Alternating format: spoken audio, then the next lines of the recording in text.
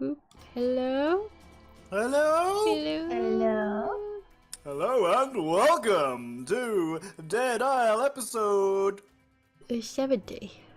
number 70. Number And I love my bamboo trees. I love fruits. I love apples. That's the slogan for today. That's today's theme. If anyone can get that into their role playing completely natural, I will give them a magic item. Does that have to be in sequence? You'll give us a what? A magic item. It has to be. It doesn't have to be in sequence, but those three sentences need to be Okay. Somewhere. together. Oh, together. Be Okay. together, but they don't have to be in sequence. You could say, for example, I love apples, I love fruits, I love my bamboo trees. You could Okay. say But do they have to be contiguous? Do you have to do one after the other? yes. Also, you could also say Oh. apples love I, fruits love I, trees bamboo my love I. That's almost like a poem. It's We not could so haiku bad. that. We could haiku that. Apples love I, trees bamboo my love I, So we can mix them fruits up. love I. Yeah. I'm Okay. putting it in the Discord so that I don't forget because I have no idea what you're To talking begin about. with, this was a joke, but I'm actually really into this now. Hi, Yeah. Time. How's it going? Hi, What have I walked Time. into? I used I used that. Maybe it should just be any of DJ Khaled's Key to Success quotes. I think that's probably fair enough, given their normal content. Yeah. Anytime you can't think of what your character should say, you just do that instead. Yes. Really tense situation. Apples are Guilty, like. and noises. Okay. Yeah, go on then. We'll do that for today's session.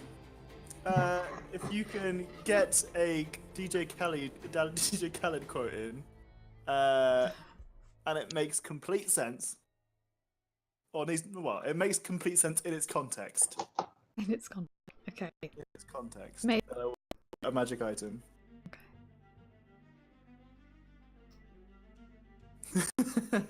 A magic item. A magic item. Oh, hey, Gabe, thank you for the bit. Hey, Gabe Zilla. What? Nightbot. So I've already thought of Can't do it. one of the magic items that's available up for grabs. I'm gonna use this one because that makes the most sense for me. What? I love apples, I love fruits, I love bamboo trees. No, they don't want you to have a #1 record in the country. Okay. I Okay. opened fucking Chrome and now it's like encoding overload. It's like, okay, I closed it. Please, go away. Please relax. Stop. Please. Please stop. Is that the reason that it's lagging when you have Chrome open? No, it used to lag when anything was open, really. Weird. I remember when I aimed to have a jacuzzi. Are there jacuzzis in D&D? Magic jacuzzi. There are geysers. You could use a geyser as a I jacuzzi. think you mean a hot spring. No, I mean a geyser. God. Your skin starts to boil. You get Yeah. thrown 1,000 feet in the air. Anyway, hi everybody. Welcome to today's episode of D&D, our weekly Sunday game. That's Sponsored definitely by- every week. Sponsored by Sleepiest Designs. Regular as clockwork. Underdark jacuzzis, yeah. Those shoot you up into the ceiling of the Underdark, though. It's a lot more painful. Anyway, hello! Last episode, we started with you guys and a very close encounter with our new good friend, Robert, Bob. also known as Bob. Bob the Beholder. Bob the Beholder is a eccentric gentleman / aberration / floating eyeball with lots of tiny other eyeballs attached to it, who is very much, well, he's known as the Collector. At least that's what he's down on your map as. So you're assuming that he is the owner of this tower, is a collector. That makes a lot of sense, because after a small discussion with him your last session, where he tried to get you to drink some juicy drink, and you made him drink wine instead, which was very nice of you. He's he welcome. basically he killed some time by chatting to you for quite some time, and you guys realized that was shit. So you tried to get. Basically, he asked you who and what you were, what special qualities that you had. Each of you provided something. We had a piece of music played by Hyacinth. It was beautiful, and because of that, he tried to eat your ukulele. We had. Dulcimer. Sorry, not your ukulele, your dulcimer. Get it right. Also, we had Dane, who is just. What did you do? You were a king, right? Is that the thing you pulled? Yeah, I can't remember what I did. I think that's what I did. I think you did the king thing, was it? I was like, Anyone I'm else remember? special because I'm a king. Yeah, I think it was the king thing. I think it was the Here's king. my crown. Although I don't think you didn't bring out the crown. You didn't bring out the No, crown. because he was going to eat it. Yeah. And instead he started licking your beard. Thanks for reminding me about that. Yeah, that's okay. No. And then finally we had Susan, whose special thing was her drawings, which he was very excited about. He took your drawings into a separate room, which previously had not been there. A door appeared on the wall, and he raced through. As you poked your head around the corner, or at least your invisible pal Hyacinth poked her head around the corner, and she realised that it was actually quite a long corridor. There were several rooms down this corridor. Although corridor is a bit of a weird term for it. Perhaps we should look at all the different terminology for corridors. Yes. It was actually just a linear bunch of rooms that were attached to each other in sequence. Going through each of those rooms, you realised, whilst invisible, that he had several collections of weird items. The first was a room filled with stuffed animals. Next, it was cutlery and utensils. Then it was ties and neck accessories. Then it was teacups, or not teacups, saucers for teacups, specifically. And then there was a room filled with keys. At the end of the corridor, it appeared that he had made an entirely new room. That entirely new room was occupied by, well, previously nothing, but when you arrived, you realized that he was in the process of making statues. Statues from the images that were on the paintings that Susan had made. Those statues were lifelike, but distorted and kind of hard to really determine whether or not they were sentient or not. You could see that the eyes in one of them, perhaps in your periphery of your vision, flinched a little bit. And that gave you a very unsettled feeling. But then you returned to your pals. Your pals thought that was, you were looking for the obelisk because you were informed that there was an obelisk here. So Did you not couldn't find find an it. obelisk. Returned to your pals, and the whole party decided to walk down this corridor to have a discussion with Bob. Although I cannot for the life of me remember what the discussion was going to be about. I found a key that looked like one of the keys we had, and they felt evil down this way. And I was like, listen, I think because he collects things, we can convince him to let us be like field agents for him that bring back interesting things in exchange for this key, because we like his collection and we think he should grow it. Something like that. So you did get to the room that was filled with keys, and you tried to open the display case for the key that was almost certainly part of the set that you need, before realizing that it was locked. Thankfully, though, the key was probably in that room. The room that had hundreds of keys hanging from the ceiling and walls, which obviously you didn't decide to commit any real time or effort into searching. But I do have an idea now. You were going to go and have a discussion with Bob, who had previously made some, let's say, advances. Or at least he'd made some comments suggesting that he wanted to collect you. Yes. We ended the last session with you about to have this discussion with Bob. Would you say that the key to open the locked thing was secret because it's lost in amongst all the other keys? No. Oh, what? It was in a It's totally display secret. case. The wand of secrets shows you locked doors, okay? It's locked doors and traps, right? And secrets. Secret doors, traps, alright? It doesn't show you, like, conveniently whatever you need to know at that individual moment. It should tell me anything I need to know because that's all secret to me. When was the last time you used it? Didn't you use it twice previously? I used it once. In No, this maybe game it's time, twice. you use it twice to try and look for secret doors. I might have used it twice. That's fine, it's got 3 charges. It does. That's one more. Yeah, I could waste. Until I sleep. And then I get them back. Is it you sleeping or is it every dawn? Oh, it might be every dawn, not me sleeping. Because that's usually the case. Anyway, our party currently in the room with the statues. We're about to make their. You'd realise that he was actually making a final room at the end of the corridor.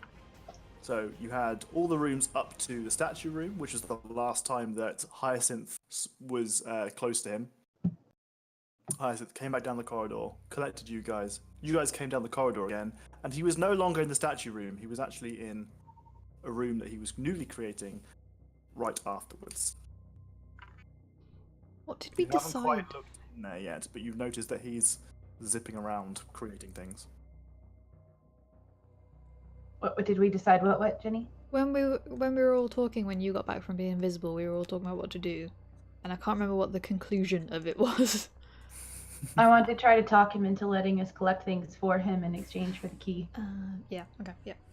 Do we have anything cool we can give him right now in case he's up for a trade? I have a potato. Do you have a potato? Yeah. Yeah? Yeah. It's been there for a couple of days, so.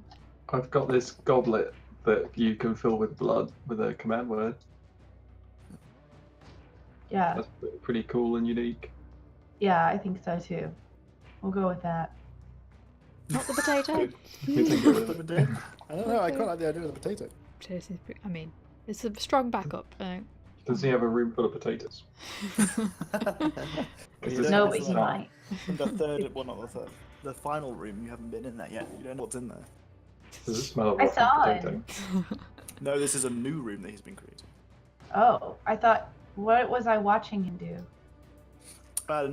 So when you came up the first time, you saw him creating statues of people from the painting. When you left and came back, you are currently in the room with the statues. He is in an additional new room just beyond that you have not entered or looked into yet. Yikes.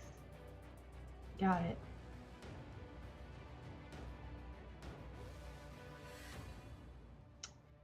Okay.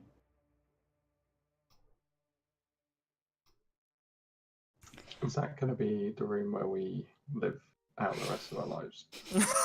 That's what I really thought. Well, if nothing else, you can just send us back to Geese, right?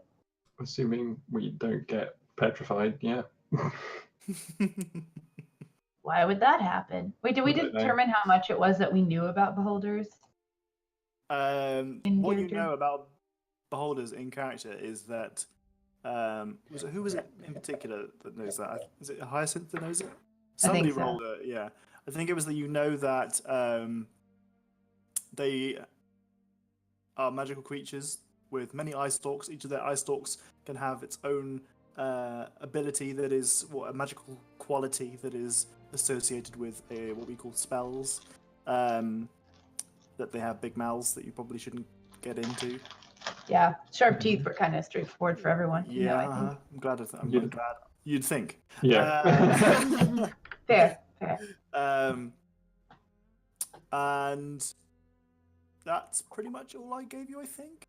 Oh no! Also, you know that his the main eye is associated with an anti-magic Yes. effect. And that his eye turned purple when it was blue, green, and purple, and it turned purple when it did something. I think I wrote that down in my notes. Yes. I think that was so when it was you noticed anti-magicking. that. What was that? That was when it was anti-magicking, right? That I mean, I didn't tell you that specifically, but if that's what you want to assume, yes. Whew. It was purple when it was creating the statues. It was purple when it was deleting parts of a block of matter to craft a statue.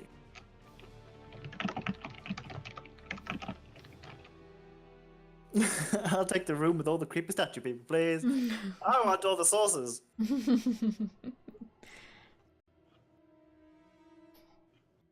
So, team, in front of you, well, beside you, are four statues in total. You can see that they look like Susan, Dane, Zenyai, and So now we have 2 statues on this island. yes. This is another collection of statues where Hyacinth is not. Yeah. It's starting to get on our nerves now. You could see me. You could just add one. Yeah, but you weren't on the painting. That's the thing. But you notice that the very last one is Penai, the last statue. Looks a lot more accurate than the others. Okay. Right. It looks like maybe it was given a bit more attention. Is that the one I thought I saw moving before too? No, you thought you saw the first one moving when you came in here the first time, which was Susan.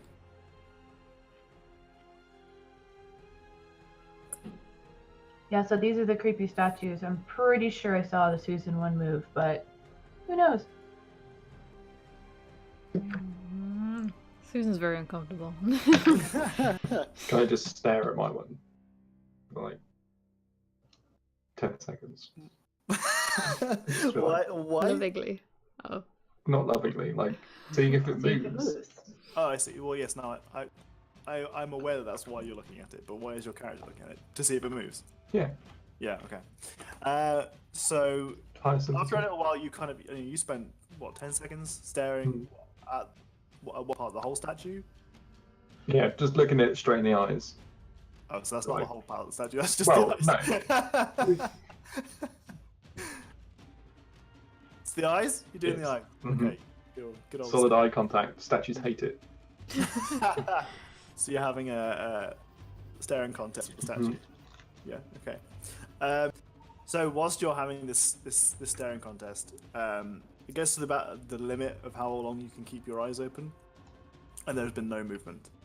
But as you blink, you feel like in the periphery of like the microsecond before your eyes close, you feel like maybe you see a twitch in the eyes of the statue, Mm, but you couldn't be certain.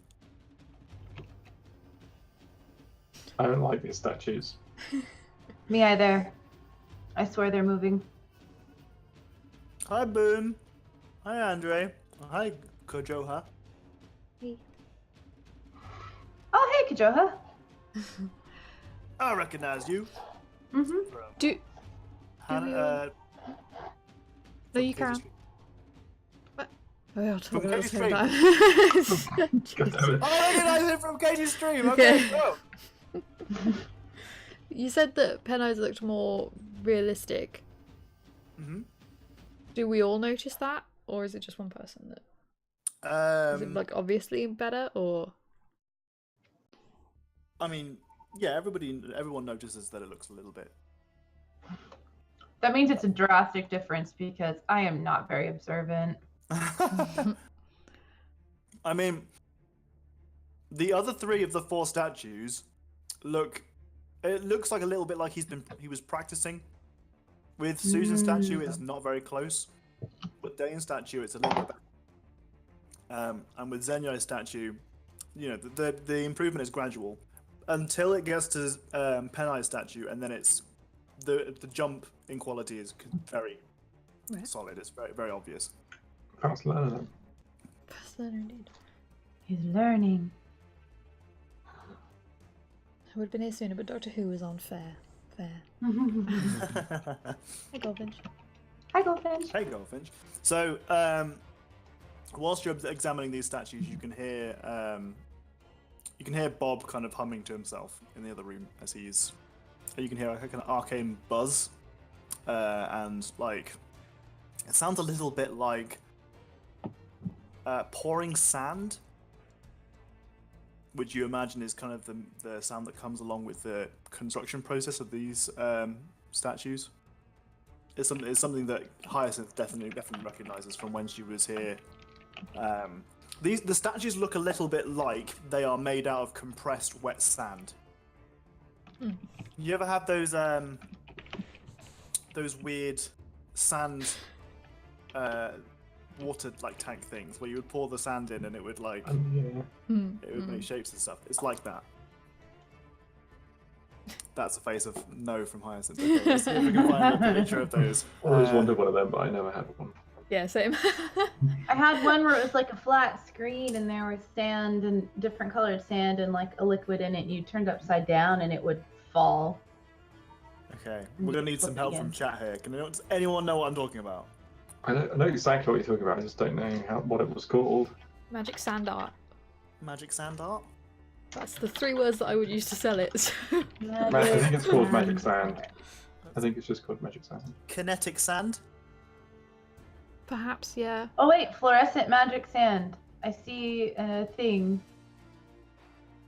Does it like turn into worms?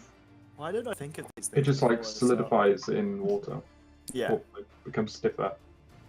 Yeah, so you can actually like whilst it's underwater, you can kind of like construct it.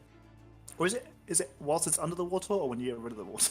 I don't remember, Well, you know. The picture I'm seeing is like a cup of sand being poured into a liquid, and it's sand falling out. When it touches the water, it turns solidish. Okay. Either way, it looks like the texture is kind of sand for all 3 of the first 3 statues until it gets to the Penai statue, in which case it looks a lot more fine-tuned and solid to the point that the texture looks like almost shiny. Sandrock marble. Yeah. I mean, you don't want to use your marble when you're learning, right? It's expensive. Paging fun mums. Yeah, that's the stuff. Fun mums. Magic. Apparently, that's how to make it. You use your own magic sand. But like, Ooh. And then next week we can all but, come like, the and show our magic branded sand. quality stuff. Like he's using the branded quality stuff, not the shit homemade fun for mums type. Wow.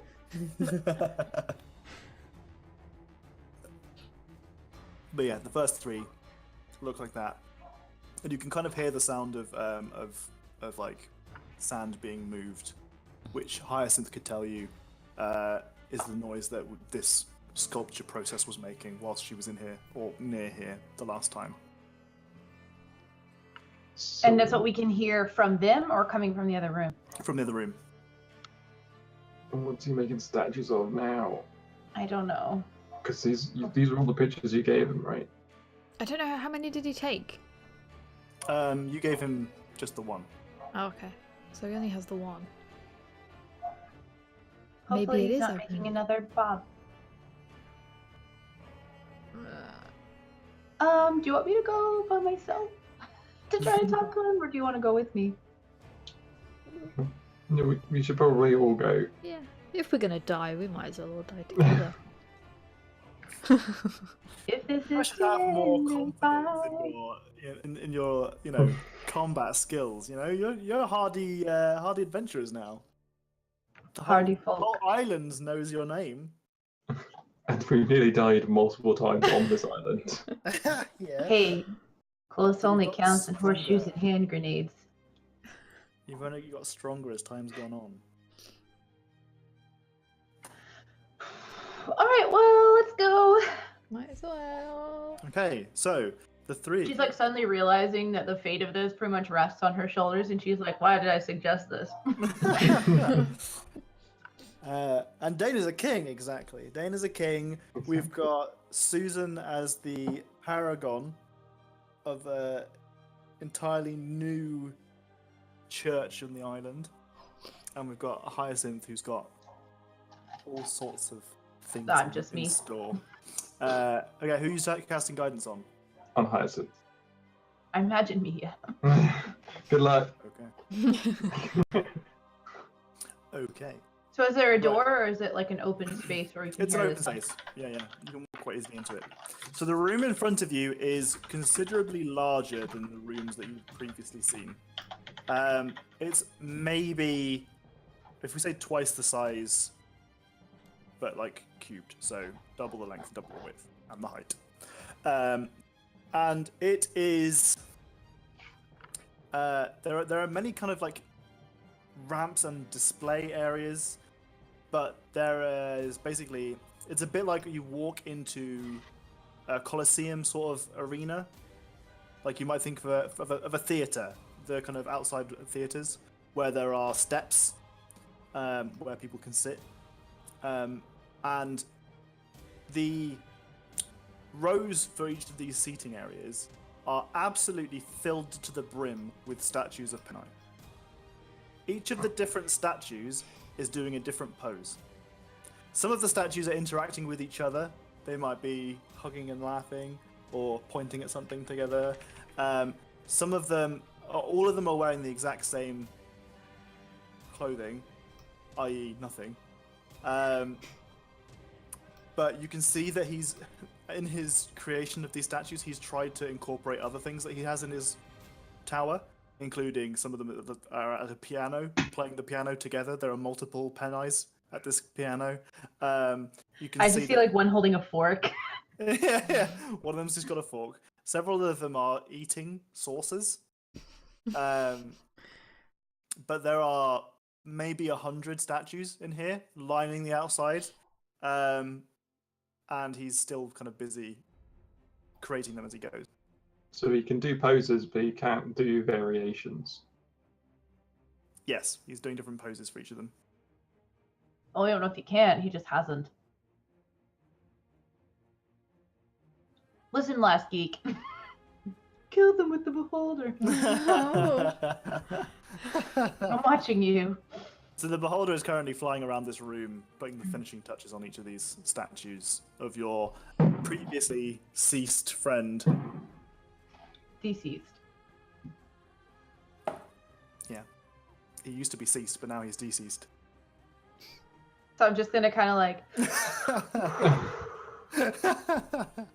a sexier beholder with a tragic backstory. Four statues have formed a barbershop quartet. I'm gonna take a deep breath and kind of like, and just kind of like casually walk in and like survey. Robert, you're doing a lovely job. These are wonderful. You think? I really do. I liked him the best. I think it's a him. It's a him. You're right. You're so observant. How do you know?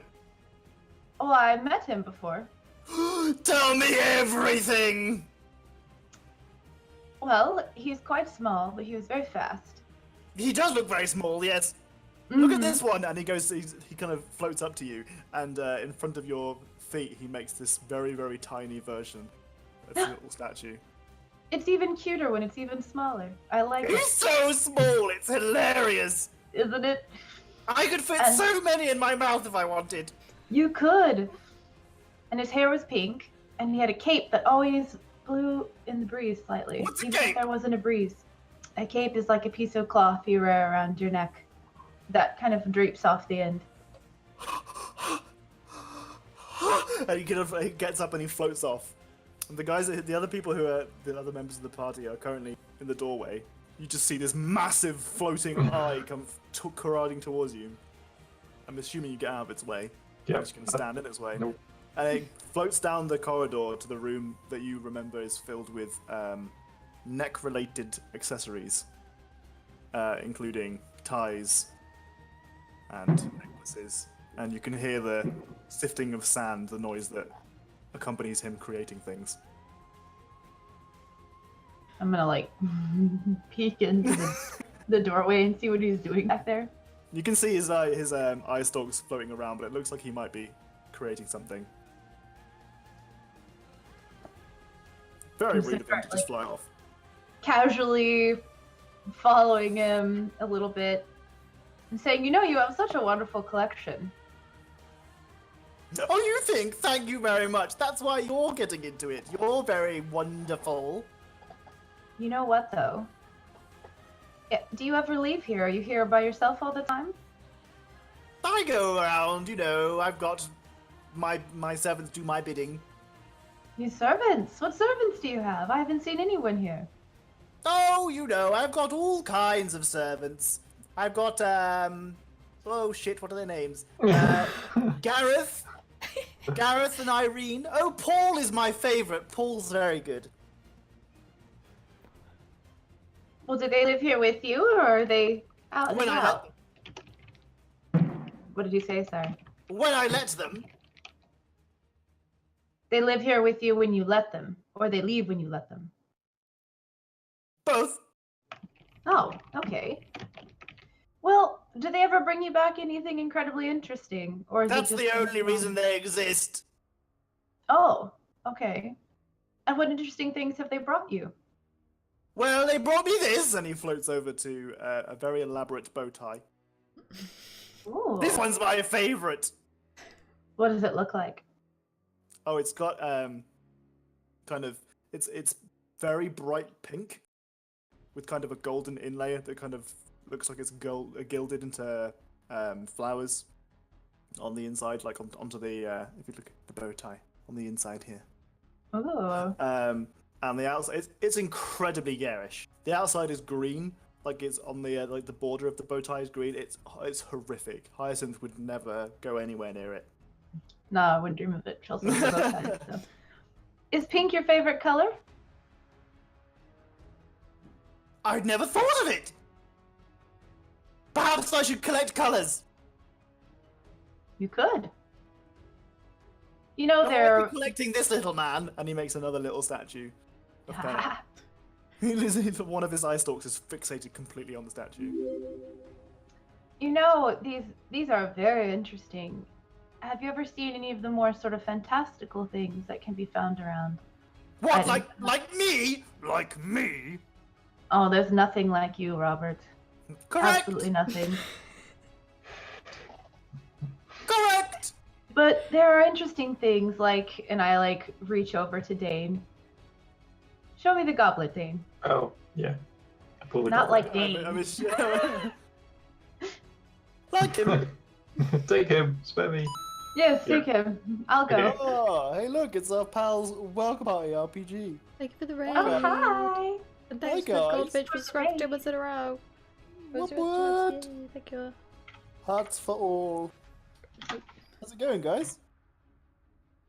How did your game go? Or what were you doing today? Is Beholder gonna fall in love with Paul and it'll be revealed that he was a Beholder under a curse? They smooch and then finally, does Paul have a tragic backstory? Paul was an orphaned prince who was betrayed by his evil uncle and fell under a curse that can only be broken by true love's true kiss. Take the Beholder to town. What's the worst that can happen? Not taking him with me, absolutely not. So currently, you're trying to show off to Bob the Beholder. I saw my hand out, give it. Like this. What's the command word, by the way? Vermilion. What? Vermilion. Vermilion? Vermilion. Vermilion. Watch this, Robert. And I hold the goblet out where he can see into it. You can see that two of the eye stalks are watching the cut from different angles. And one of them is watching you and your lips. And you say what? Vermilion. Okay, so the goblet, wait, are you holding it up or? I'm holding it where he can see it. If this is the goblet, I've got hands under it to hold it. So I've got it where the eyes can see into it. Okay, so it steadily fills with blood to the point where it starts overflowing a little bit. Vermilion. Oh! And as you say, vermilion, it stops flowing, and it's just you can see that it's this big old pool of blood. Oh! Thank you! And he just kind of goes over to it, and you can see that his tongue whips out from underneath, underneath the lips that he's got, just kind of, just disgusting. Now you're quite close to them, you can see that they're encrusted but at the same time slimy. You can see that there are bits of drool that are kind of like permanently embedded into parts of his cheek. It's just like you can see that there's stuff in them, and like partly you can see that there are parts of the china and the sauces that he was eating earlier, but you can see they are embedded not only in the inside of his mouth but also in little crevices and cracks around him. And his tongue whips the chalice out of your hand, and he uses his tongue to lift it and kind of observe it from all different kind of corners. And you can see now he's gonna get the taste of blood. The blood starts like flapping around the place. It's like, whoa, what's this liquid? And he kind of picks up with his levitation eye stalk instead. Well, there are many things like this in the world that do all kinds of wonderful things, and I think it would be quite interesting if you kept them all, and we could bring them back to you sometimes and maybe trade for some of the items that you already have. Trade? That's funny. You're a funny one. I like you best. Well, I mean, some of the things you have are quite ordinary and wonderful, but maybe you could replace some of the more ordinary things with some more practical things. Ordinary? Mm-hmm. What? I mean, non-magical. It's just a word, Robert. Nothing is ordinary about my collection! I think you're thinking of a negative connotation to that word that doesn't exist. It just means non-magical. It's not say they're not unique. You can see that he starts to like vibrate. He looks very upset. I know, I'm doing my best to look nonplussed. Like, don't worry, you're just mistaking my meaning. Roll me a persuasion check. Okay. Bring up Paul! Hi, Sophie. Oh, Yeah, a 21 persuasion. I might actually add the guidance to that one. Yeah? Yeah. Because that's a pretty terrible roll for me. That's like a 6. If I rolled a 6 to get 21. Oh my god. Oh, good. Oh man. 22. Today's gonna be a good day for Katie rolls. Yep. Okay, so you're trying to persuade him that you meant nothing. There's nothing, no offensive Yeah, connotation. I didn't say they weren't unique. I just said that they were non-magical. Yes. Okay. Okay. So hashtag sorry Dane. Wow. Hashtag Paul the King. There could be more than one king. There Uh, usually are. He says, what you see is the floor on which you are standing starts to peel away, and you find yourself basically. I mean, tell you what, give me a dexterity saving throw. I was gonna say, do I get the chance to try to move? Yeah, no, give me a dexterity saving throw. 26. Oh, baby. Okay, so you dexterously avoid standing on anything that looks like it's gonna make you fall into the abyss. But the floor peels away, and you notice that the tables, the stands in the room that you're in, all of them remain exactly where they are.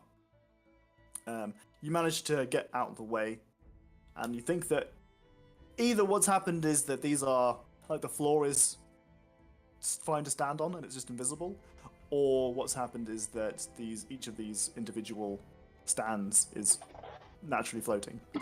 Either way, what you see underneath this peeling away floor is this huge well. It's just this massive gulf of this kind of circular shaft that falls into an abyss that's maybe 100 foot deep. What you notice on the walls of this shaft is that they are no longer made of the same material that you are familiar with, i.e. the building that you're in. It is a squishy, fleshy kind of material that looks like it's living. Either it is living or it is some kind of excretion, but it's purple. Oh, look, a big throat. Some places it's purple, some places it's red, but all of it absolutely stinks. And you can see that below you there is the movement of this shaft is undulating and constricting in different areas. Yep, big But throw. what you hear is Paul! Paul! And from beneath you, you see a much smaller beholder start to come up the shaft. This beholder is maybe 2 foot by Is it like a 2 foot, baseball? like it's Basketball? It's a baby beholder. It's like a basketball, like a large basketball, and it floats its way up, and it takes a couple of seconds, and it arrives next to Bob, and he says, "Yes, yes, yes, yes. What can I do for you?" And he says, "Find me these things. I want lots of these things because they aren't common." And he just kind of, the levitation eye stalk holds it in front of Paul, and Paul is very eager. Yeah, sure, boss. What is it? And he says, "I don't know, but it tastes delicious. Take it!" And he kind of says, "Sure, boss." And he kind of, like, one of his stalks kind of holds it in the air. He's, "Yeah, okay, I'll go find him." And he kind of floats down the shaft, and he takes the goblet with him. Bye-bye, goblet. Goodbye forever. Bye, Paul. But the shaft, the floor then kind of peels back into place. This is me assuming that Susan and Dane aren't exactly in the same room. You're kind of like in the room just behind. Otherwise, I would have made you do dexterity saving throws as well. But the floor kind of peels back into place, and Bob is there, and he says, "I'll get some. You'll see. I'll show you when my collection is complete." I just want to start singing Little Mermaid at him. Well, there's another sort of problem, Robert. I don't like problems. Me either. They're terrible, and I'm really worried about your collection. You see, there's this. How do I explain this? This evil man. Today. Sorry, Katie. I didn't mean to. The purple undulating shaft. Oh, it's fine. I'm surprised we didn't make more jokes. Sorry, I didn't mean to interrupt you. No, you're fine. There's this very sort of selfish and greedy man, and he wants to take over this whole island and make everything his. And I'm so worried about your collection because we've been trying to stop him for quite some time now. And actually, you have something I found here. We didn't even know coming here. We just thought it would be an interesting place to stop by. And I see that you have a key that we need. And so I'd love to bring you back things and trade for that because I know that that's important to you and I wouldn't want to take anything, of course. But also, he could ruin your whole collection and destroy everything, and it would just be awful. Which is the keys? And he floats into the room that's filled with keys. Okay. Which is the room that Susan and Dane currently stood in. Okay. I'll follow him in. Just quickly, hi, In Wills. How's it going, buddy? How did your stream go? Hi, Wills. Is it Paul's what? Paul's throbbing shaft. Yes. I've lasted 2 months to get an extra hit die and a new spell slot. I love it, Will. That's great. So he floats I into the other room. And I point at the important key. It's this one. Oh, that's my friends. Your friends. Who's Yes. your friend? Carney. Carney? Old Carney. How long have you been friends with Carney, Robert? I haven't seen him in a long time. A long, long time, huh? I don't know. Time's silly. You're right, it is silly. You know, he's changed a lot. Really? Mm-hmm. And he's trying to take over everything and make it all his, and I suspect that's why he hasn't seen you. Still.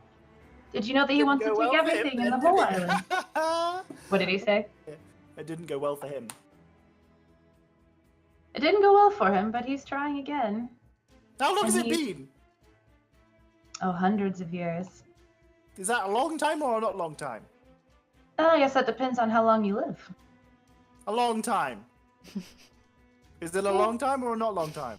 A long time. Hundreds of years would be a long time for me, but probably not very long for you. Okay. But a long time for Carney because, he was humanish once. And that's part of the problem. We creatures who don't live very long, when we're sort of scared of that ending, we do crazy things, and he's doing some crazy things, and I'm really worried. He's going to ruin everything for you. He's going to destroy this whole island and your collection with it. But he said to look after this. Wait. Do an insight check. Wait. Okay. I'm not very good at insight. We'll see how that goes. Oh Yep. no. Okay. No well, idea. The other two you can also do insight checks because you can humanish related. Humanish. Relatable. 18. Okay. 18 and Dane, you gonna bother? Oh. Okay. Well, with the 20, Dane, you can tell immediately that he is. I mean, it's quite obvious that he's keeping something from you guys, as of that sentence. Susan, you can tell that it's related in some way to von Carstein, in that whatever he's keeping from you, it seems that he wants you to. The von Carstein put him in place or gave him some kind of instructions to look after something. Dane, you can tell that your insight gives you the fact that you've had this discussion with Susan and Tyson previously. You are able to kind of deduct that it could be the key, but it also seems unlikely that it was the key and the tower itself, as you know, or you guessed that the tower was the obelisk, or that it was some way part of the tower. It seems unlikely to you that von Carstein asked him to look after both, because you wouldn't have two important things in the same place necessarily. Tower's not the obelisk, is what you get. That's what it sounds like, anyway.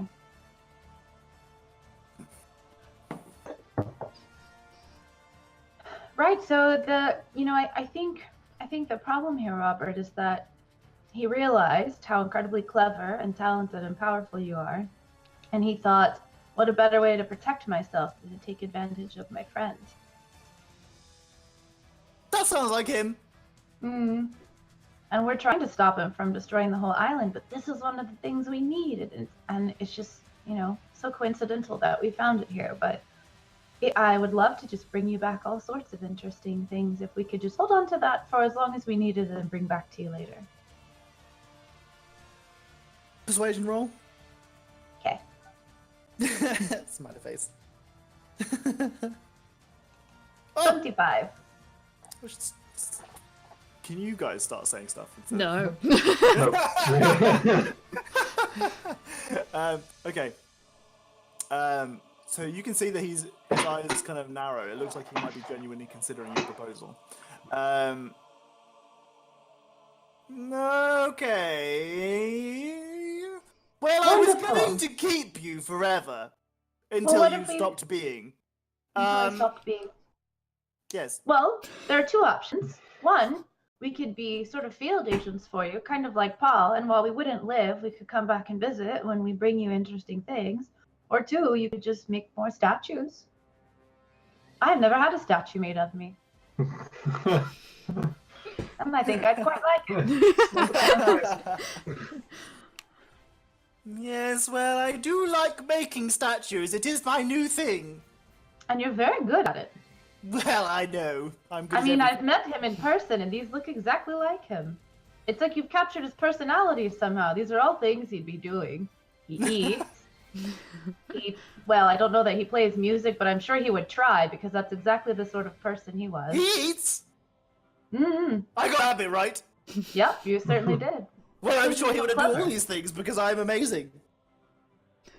Truly. Absolutely. One of the most amazing... Well...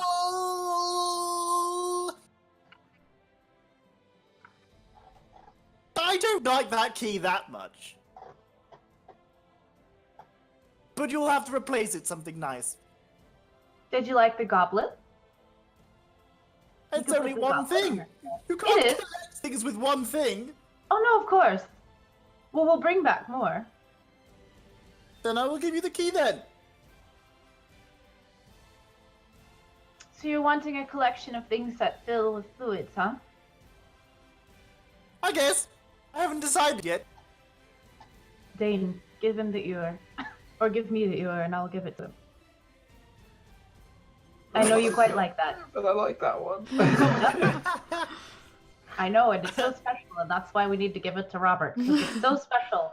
I have 50 potions. They're all probably sterile. Oh my god. Dude. But I took them all from the Amber Temple, Oh, I think. yeah. When we were there. Alright, you need to come up Yes, with a you way did. to say that makes it sound even better. Is there anything that DJ Khaled said that's related to potions?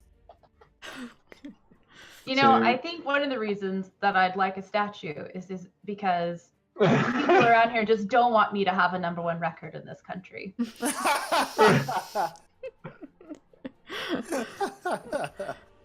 What thing do I get? I said it. Guys in chat, does that sound like something DJ Khaled would say in context? Yes. Yes, DJ Khaled is insane. Insane and quite full of himself. Fast forward to the party returning with tons and tons of cups. Yeah, no, Dane actually, there's a room in one of the previous instances that had shit tons of potions, Mm-hmm. and Dane nabbed like 50 of them. Yep. Because I we just started skipped stuffing them. them in the Scroto sack before we Yeah. realized that they were impotent. Yes, they are inert, But just in case it weren't, I scooped them up. but they're Oh all my in gosh. his bag of holding. Okay, so it'll be like. So you like colourful liquids? I assume they're colourful. Potions in my head are colourful. Yes, Even I mean if they're they all aren't. covered in dust. Yeah, that's So fine. I mean, and the glass Yeah, is but that- like some of them. The sort of glass of some of them is transparent, but others is like bottled green. Oh, this is gonna go terribly wrong. No, it's gonna be fine. Okay, so I'm just gonna pull one out. Pull one out. Of this. Pull one out, and then I'm gonna talk to him. But like, so I've got these aged potions. Right. They're very old. Look at the dust on them. They're very, very rare. And And I. they're- Oh, you're talking about the dust in a good way. Never mind. Just kidding. Yeah. And I thought Yeah. better of what I was going to do. And what I did. I have them in several different colors and flavors.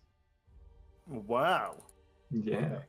Roll D1. It's true, and we found them in a very, very old place that not Did you many just- people have Did been you to. say over 100? Mm-hmm. Was this how many hit points I take of damage? 7. I live. Okay. Right. But this is off the record. Why do I feel like we've actually met Xanathar and he like wants to go by Robert because he liked that name after he heard it one time? Okay. All right. Well. So you have this potion, and you pulled out, and you said what? Yeah. I've been like, this is a very rare potion. The very old potion, not very rare potion, very old potion. It's look at it, look at the colours. Look at the colours, Bob. It doesn't. It has magic residue. It is a vaguely magical item. It's a magical item. What's it do? Well, we don't know. I've got several of them, but without using them, we don't know what they do. It is quite colourful. I do like colours. And then I pull out another different colour and be like, look, I've got a different one. Roll a D100.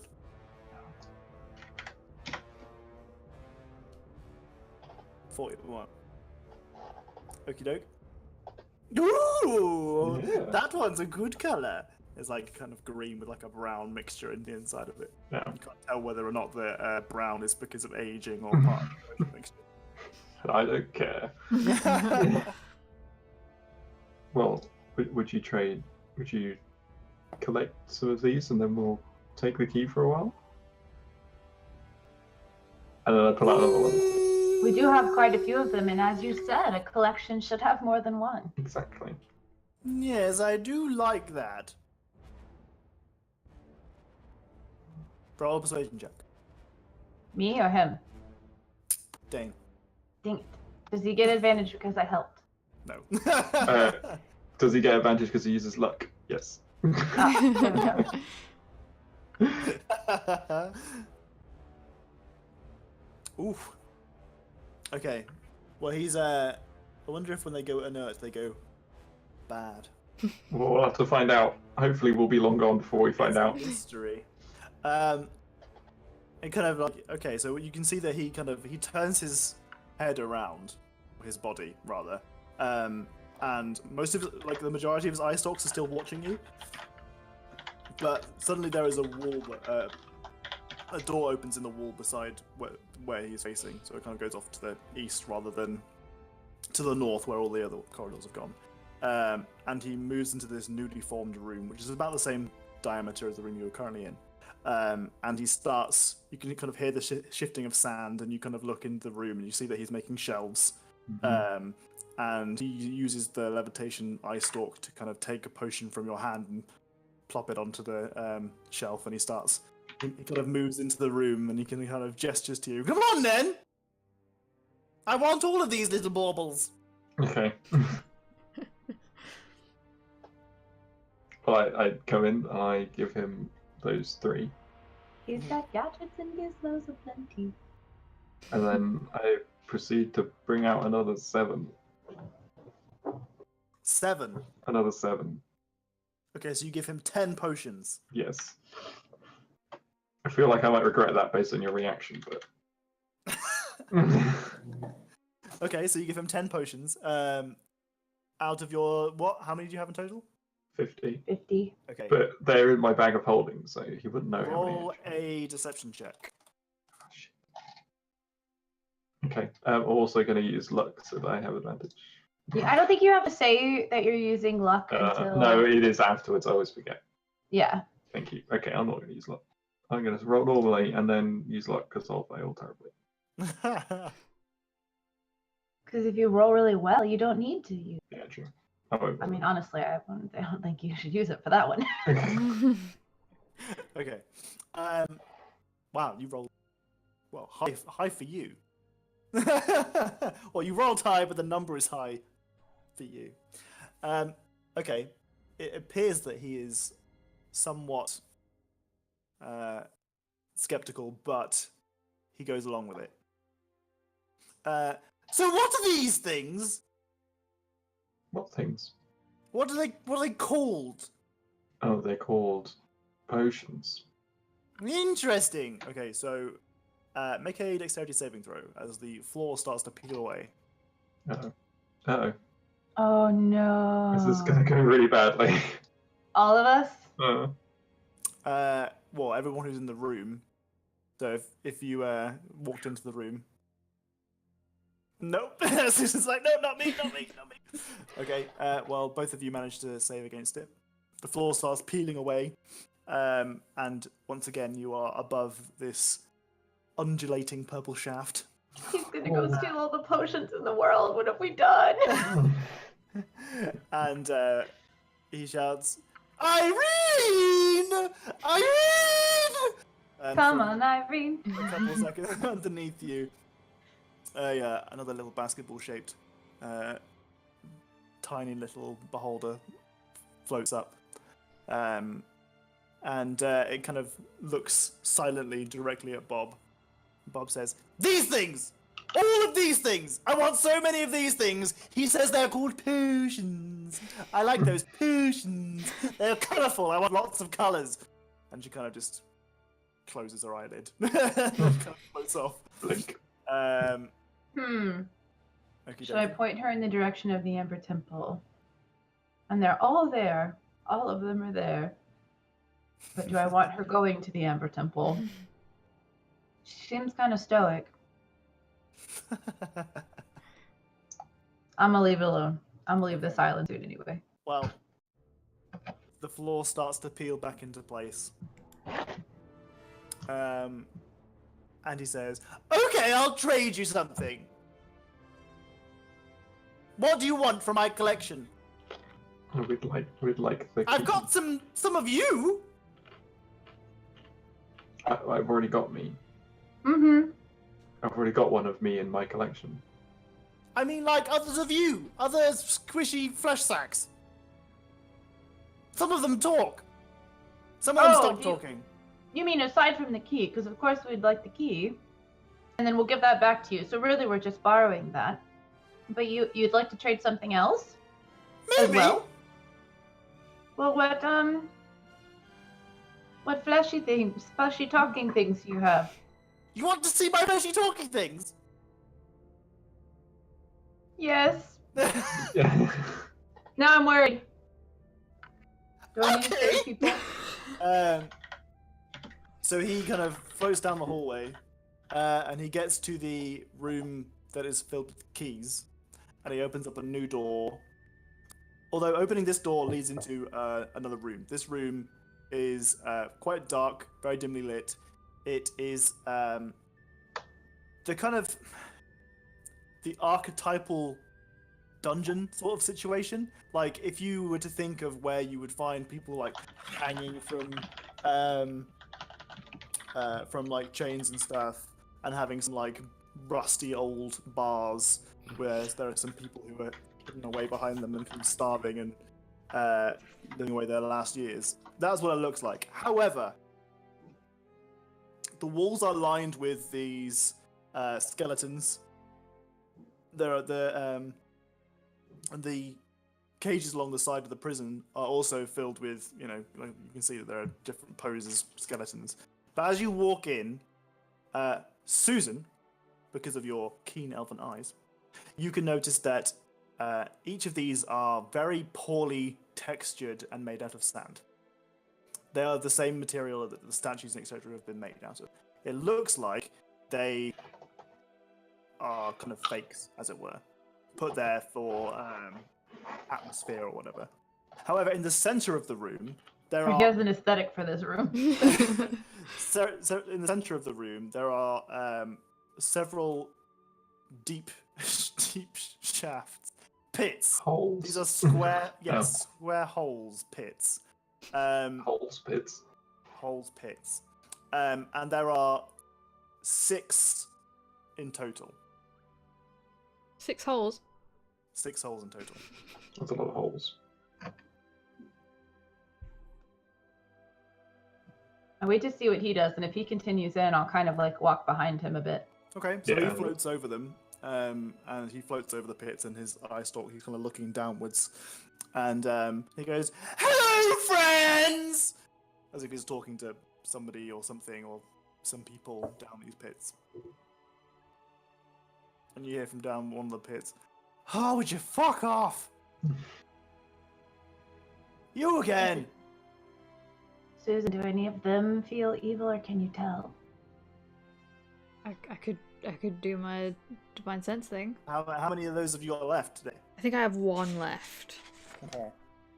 Don't feel obligated. Hyacinth has no idea how this works, so she's just like, they can tell when shit's evil, so we don't want to save one evil, right? Would you like to see my fleshy things? They talk? Oh boy, pit people. I mean, can't I tell when I go into a room if I feel that it's more like intense with any For presence or... extreme Yeah. situations, you definitely can, yeah. But I don't get any like You do not feel that in this situation, no. change. But you've been having like a baseline evil tinglies ever since you got in the tower. Yeah. Like a tickle in the back of your mind that kind of makes you think that something here is intertwined with the Von Karstein energy. An evil itch. Yeah. It's an evil itch in the back of your throat. Willies. So you have no increase in your baseline evil tinglies. Okay, well I used the last one when we were next to the statue, didn't I? We could kind of tell that it was... So I used the one when we were in the main room, and you said it was down the corridor or whatever, in that specific way, and then I used the one where we were right by it. Yep. Okay, so I don't feel like there's going to be another space where it's all going to be if I know that it's there. No, you get no indication that that's the case. Okay, I won't use it now then, just in case. Okie doke. Well, I have a peek over one of the edges here. Yeah, I'm gonna look over the edge. What do I see? Okay, so again, there are basically 2 lines of 3 pits. So it's 6 and they're symmetrical. They are maybe 10 foot deep. The walls of which are completely, perfectly, like untouched. They're basically completely straight and flat, as if there were no kind of marks for someone to climb out. And you meet. The first is a small halfling in the first pit. In the second pit, assuming that Dane and Hyacinth are looking down different pits, you see that there is a skeleton. Who's looking at? Well, let's assume that's Dane looking in the second pit. I was gonna kind of follow him and like glance down in each one, just to see who is alive. That was my goal. Sure. Okay. So the skeleton isn't as gone as the word skeleton suggests. It's a very frail corpse, who's clearly someone who's very clearly dead, but their skin is still lingering, and you can still vaguely recognize their facial features. How good is Dane with faces? If they're not dwarf faces, not very good. Okay. You do not recognize this person. I want to look down the hole. I imagine that I probably don't on principle, but... Harry Pecker and the Evil Itch. Jesus Christ. How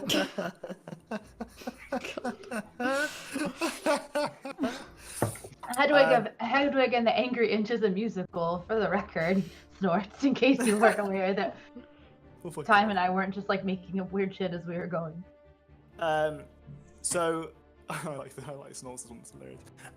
So Susan's really good at remembering things just in general, isn't she? Mm-hmm. Do you think that extends to faces? Yeah. Yeah? Yeah. Okay. I'm asking you is this appropriate for your character? Oh yeah. I Yeah, would assume so. Yeah. Okay. So she's a very caring person. So you recognize this mostly because you've seen her relatively recently. This is the desiccated corpse of Antoinette. Ooh. DM straight face.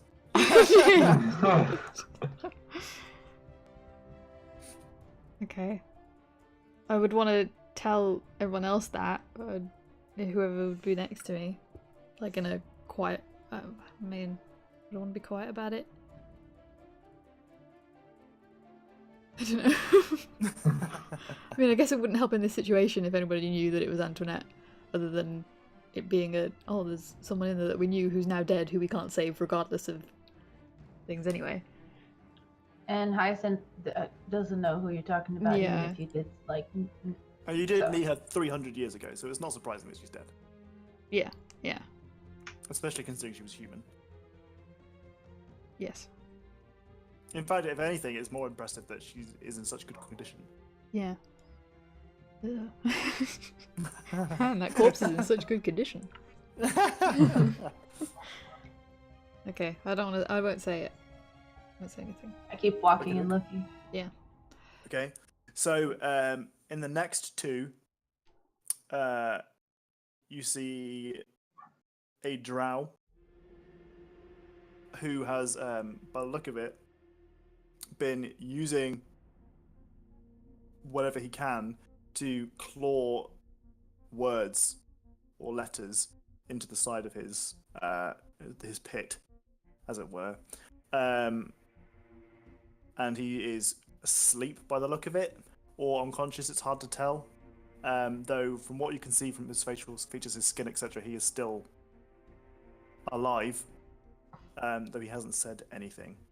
What's it say on the side of the cell? Can you read?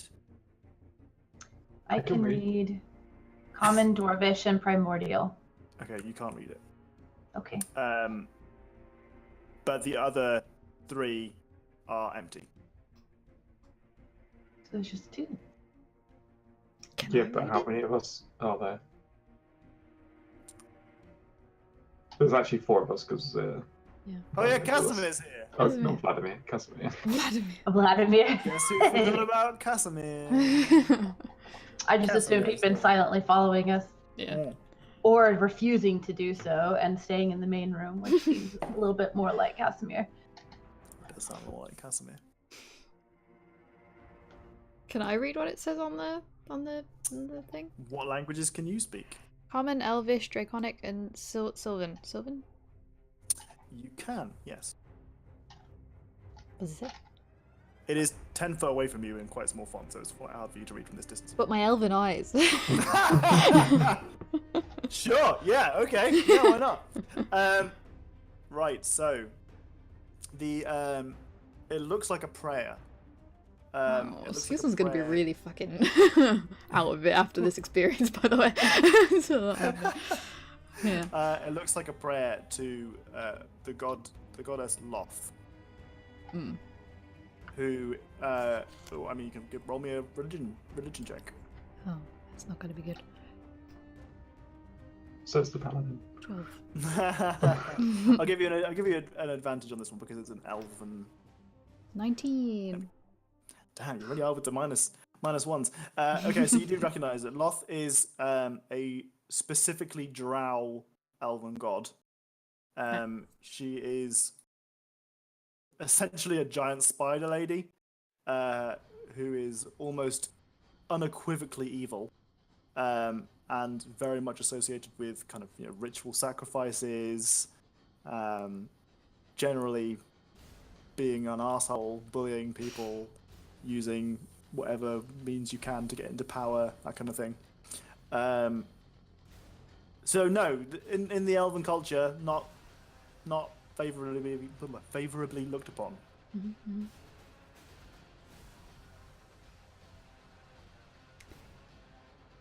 So, pardon me. Rob is kind of a bob floating over these guys. These guys? These actually talking things? Oh, they're great. What are their names? I don't know. They've got names. Probably. The halfling down the pit kind of goes, "What are you doing talking to him? Would you either kill him or leave? What are you doing? Are you trying to trade with him? Is that what you're doing? It's a beholder. Do you not know what a beholder is? He's a very muted lovely Kate. Bob. Bob the beholder." Kate, you're muted. Oh, she's trying to talk. Mm-hmm. Shall we just... Oh, still talking. Mm-hmm. You're muted. There we go. I don't think I realized I was muted. I kept wondering why. Because I was typing. That's why I did that. See, this is why I can't do muting because I forget. I love how I was like, I thought you were on purpose doing that, and so I was like yelling back. Oh my god, I love it. Okay, so anyway, when he started talking, I walked over to the edge and I looked in very like, and I said it would be very rude to insult your host while they are entertaining you. Especially Entertaining me! I don't even know how long I've been in this pit. I've been eating rats! I'm And surprised your there are fortune may even rats. change if you hold your tongue. Oh, she's good looking, but she's a bitch, Jesus Christ. Ugh. And I ignore him, I turn away. Okay. You can see in the corner there is just a pile of like rat carcasses. And in the other corner there's some kind of... You don't want to know. Something. Yeah, I don't want to think about it. Oh, It's the and toilet. like, where did the rats even come from anyway? I wonder if he like created the rats so that they would have something to eat. Because like, how would a rat even get in here? Anyway, so on principle, Hyacinth would assume that a drow is not good, just because that's the like prevailing Racism. attitudes. Yeah, well, you know, it is what it is. Like, I didn't say it was right. I said that Racism. this is why she would feel that way. Hyacinth the racist. Big ol' racist. Listen, you've met one drow, okay, in the last week or so, and he wasn't all that bad. He did friendly fire a bunch of your friends. What drow did we meet? Darazov Pixas. Pixis. Wait, who was that? Change his name. Pixas. Pixis. Pixass. What was he? That name A sounds drow. familiar. He was the drow. He was a drow in the B team. He was throwing Oh, spells. is he the Cookie. warlock? I think I forgot the warlock was a drow. And both Luna and Winter said that they were bad people, so reinforcing the stereotype. Okay, listen. Okay.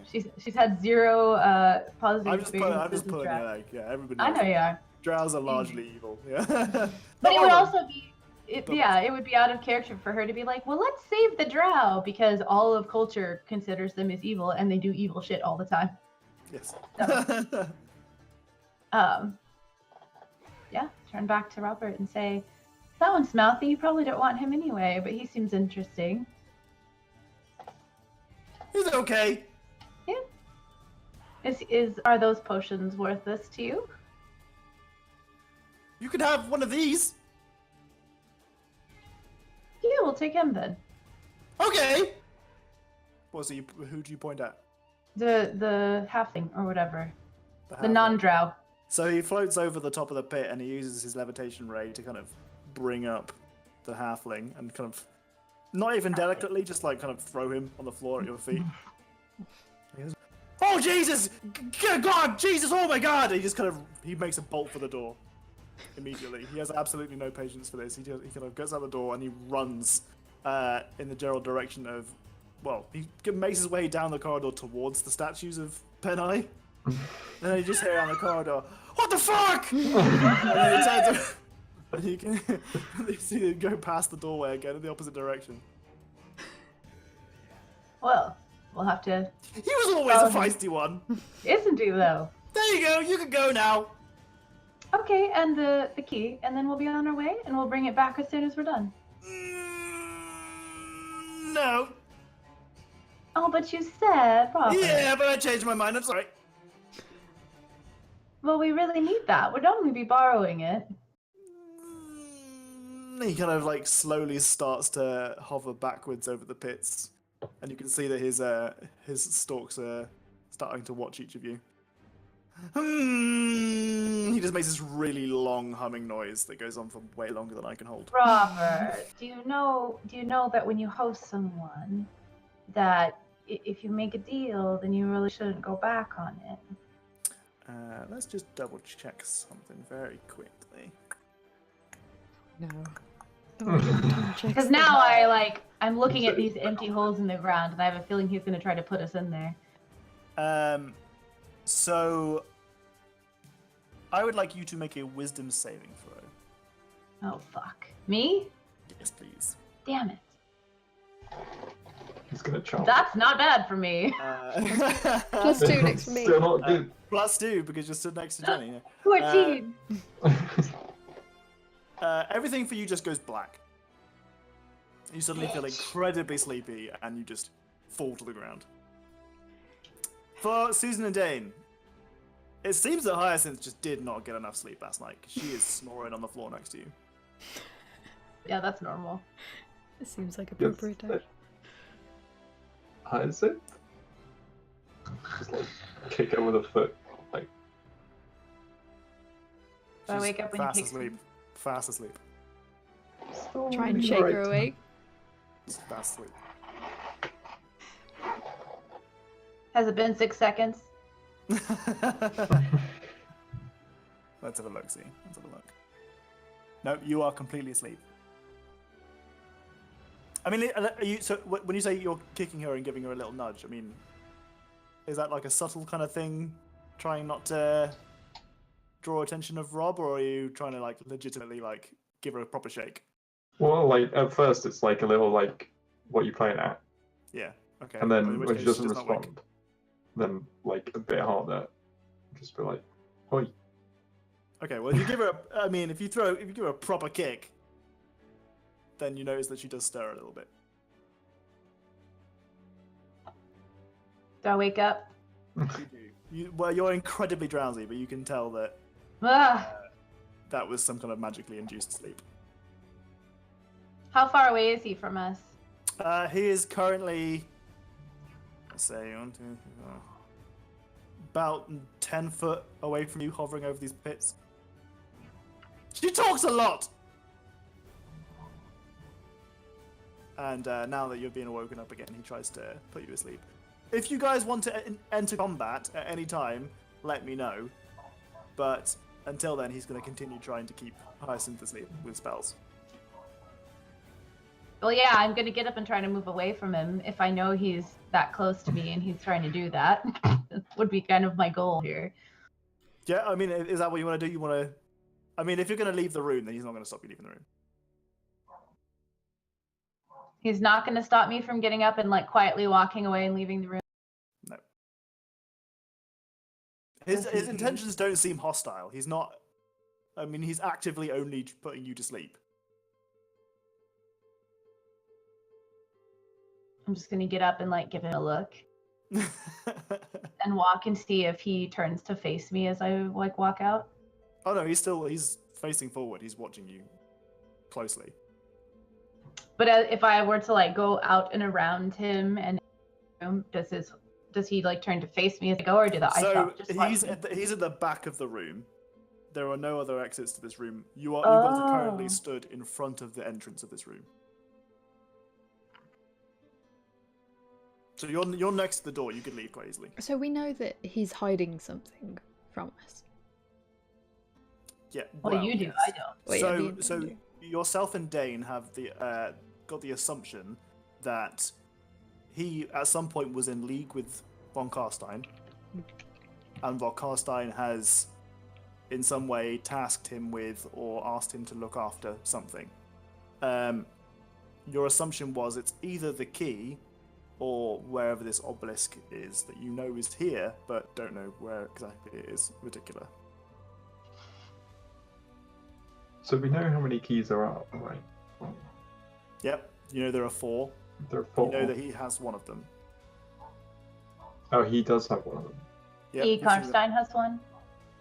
No, you know that the beholder has one of the keys in this tower because Hyacinth has seen it. Okay. I thought she just seen a key and didn't know. Nope, she was 100% certain that's the key. It looks exactly like the one we have. It's just like instead of being gold, it's silver. Damn it, Bob! You just can't put people to sleep. Did we see the plinth that the key was on? Yes. Is it Walking made through of... here, all of you have seen it, and you're all Okay. 100% certain it's the key. What's it made of? It's silver rather than gold. No, the plinth.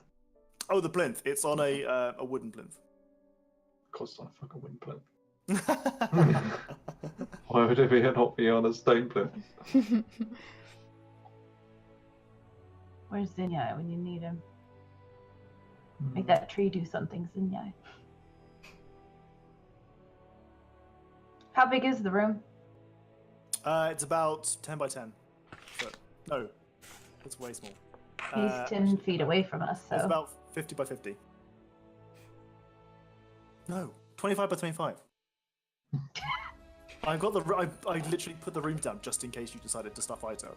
It's 10, 15, 20, 25. Yeah, 25 by 25. I just kind of like stand up and brush myself off and start walking to the exit of this room because I don't Okay, like this. no worries, you're right next to it. Indiana Jones. Yeah. Well, it's currently Well, it's covered by a display case. But he's just Otherwise, gonna... Hyacinth might have already Indiana Jonesed it. Yeah, I kind of tried, but it was locked. Yeah. I know. And I But don't have. I have other plans. Yeah. Maybe. Are those other plans I going don't to know. get It's us good. Because he obviously wants that key. Well, I'm just gonna walk out of the room and see what happens. Just walk towards the room with the key in it. He clearly doesn't want us in here anymore. Okay. Well, I mean, the key room is adjacent to where you currently are. Yeah. So it's the next room. Mhm. As you make your way into here, you can hear the shouting over of the halfling. I'm free! I'm free! As he's halfway down the corridor, you can see that he's getting to about the end now. Tell us when you find the way out. And in this room, you are now in the key room. And he goes, well, that's where you'll be staying. In the key room. No, he kind of drifts out of the dungeon room. Oh. Robert, you're going back on your word. And I round a corner. You can tell that he's getting frustrated now. Yes, but I traded. I offered a trade for the little man, the little sack fleshy man. You offered a trade for both. Probably. With that and the goblet, you did, and for us being field agents to find you interesting things. I think you've been lying to us as well. Listen, Robert. This is off the record, but every conversation you have, including your best friend, includes things like that. And we're not gonna do you harm. I love it. What was the exact quote for that one? That was pretty much it. It was every conversation you have, including your best friend, starts off with "This is off the record." So it started with "This is off the record," which every best friend. Perfect. I love it. I don't want you to exercise. Oh, that would have been so much easier. Damn. All right. Well, that's 2 magic items I have to give out. Says, yes, but I want you. Well, it won't be the first time I've heard that. Who doesn't want? It's very flattering, Rob. It's very flattering. But what better way for this transaction to proceed than by us being sort of like your employees, your field agents, as I said. Otherwise, we would just sit here boringly and have nothing to offer you. But you might not come back.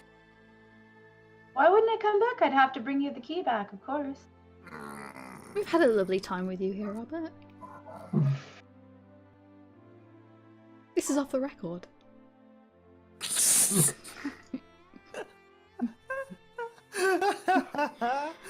That's the problem with these beholders. They put you in holes because they don't want you to exercise.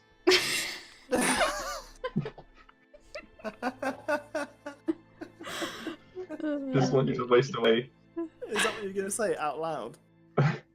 It's got to be in character. You can't just say it in the game. It's got to be in character. You can say it in character, just in the way. It's got to make some sense. It's a problem with holes they don't want you to exercise. Yeah, Hang on. Why are all of his quotes about jet skiing? So many about jet skiing. That won't go with D&D at all. I can't fit that in. Who is this they that doesn't want people to jet ski? The man. Or in this case, the beholder. The beholder. That's what The that's beholders. That's what Bob Khaled probably means. would think that jet skis are quite loud, and he doesn't Yeah. need them because he can float. Yeah. Yeah, true. But can he float that fast? That's a damn good point.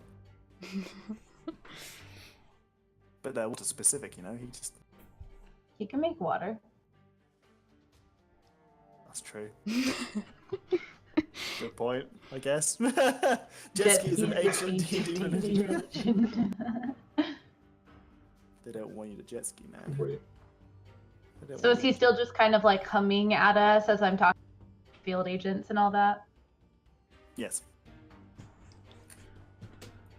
Look, Bob, I'm gonna be straight with you. Right. There are people on this island, and they don't want you to exercise your right to collect things. They want to take that away from you, Bob. They want to destroy it. They want to destroy everything. Round of applause. We for need this key. Round of applause. That was very good. Right, Docs gets an extra special magic item. Oh, no. Extra special. Yeah, he did the quote, but it also made it like really, really appropriate. Stand down and robot something Richard. Wow, I found one about music and wanting statues, and that's still not extra special. I That's waited like fine. 20 Come minutes in. to put mine in the conversation. Both of you guys, you did alright. You did the bare minimum. The Doxes was like, Wow. They don't want you to jet ski, apparently. Favoritism. They favoritism. don't want you to ski. You're all my favorite people. How can I have favoritism within this group? Because favorite is absolute. Favorites. You have a list of favorites. In Fallout, when you But one of favorite them- weapons, you've got like up to Yeah. 5 weapons you can favorite, right? Mhm, but one of them is number 1.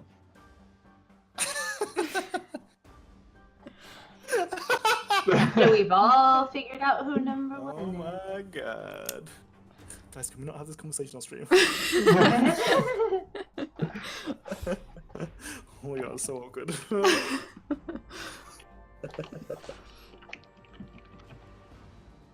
Right, he does not seem comfortable with the idea of letting you leave that easily. But he seems more uncomfortable with the trade. Is this the thing that Von Carstein want you to protect? What do you mean? You know exactly what I mean. Well, you already said it was Carney's, and that he gave it to you to protect, so... No, I didn't. I think you did. I said it was Carney's, but I didn't say he wanted me to protect it. Maybe you said he wanted you to keep it safe. But it's kind of the same thing. Maybe. He was a friend of mine. Was he? Or is a friend of mine, I suppose, if he's still around doing his thing. How long does a friendship last? Oh, only about 20 years. Oh, maybe Yeah. I'm not friends with him anymore. No. I dare say not, since he's trying to destroy everything on the island, which means he doesn't really give very much care to your collection, which seems to be kind of like your life's work. I don't really care about the island. But you care about Right, your but the things. collection exists on the island. Well, he's And you not going lose to come and everything. destroy me and my tower, is he? Because it's it. But because it's all mine. Well, if he That's what destroys these the selfish island, people do. They take things away from everyone. the island isn't his and he's destroying that. So why would And he he's stop trying there? to take it. How is he destroying an island? Well, I mean, he's killing everything on it, so you wouldn't have any squishy things. No more And questions, he's been questions. leading armies of people to just come through and destroy things. Those fleshy, squishy people make a lot of the things that you have. Mhm. Like all of those ties, all of them will be gone. Well, he All the can't do sources. anything against me. I'm Robert. But he's trying to find evil magic to turn him into a god, so he might be Oh. almost as powerful as you if he became a god. Yes, so that then- would be quite inconvenient. Hmm.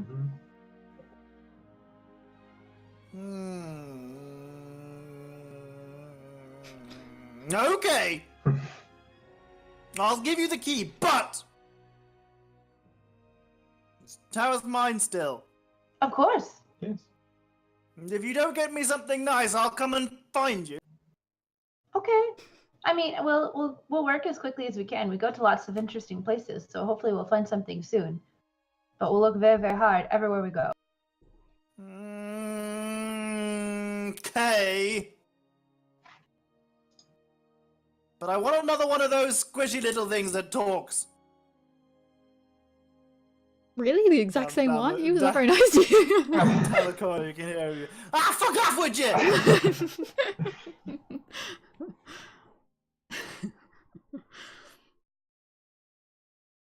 It seems like he's okay with you leaving. and taking the key. Okay, well, let's do that. Well, I think. Okay. Do you Well, need? he underneath his tongue, you can see that he pulls something out. His tongue kind of wraps back into his mouth, hooks around something, and pulls it out. And on the end of it, dripping with saliva and plaque, is is a key that looks like it might fit the display case. Good thing Dane's the closest one to the display God case. damn I'm it. around the corner somewhere.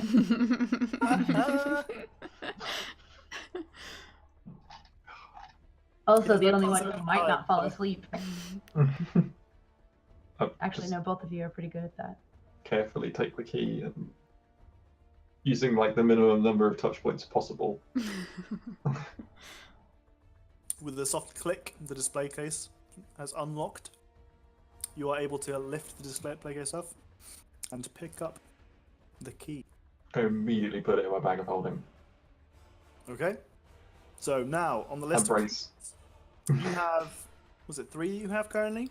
That is now 3, yes. You've got a very ordinary looking one. You have 2 fancy ones, 1 gold, 1 silver. Both of them depicting an ancient battle. And you're pretty certain you know where the final one is.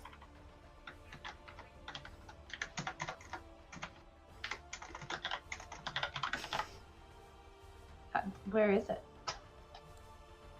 Does he know? Wait, Hyacinth probably wouldn't know. Never mind. It's with Roxinda.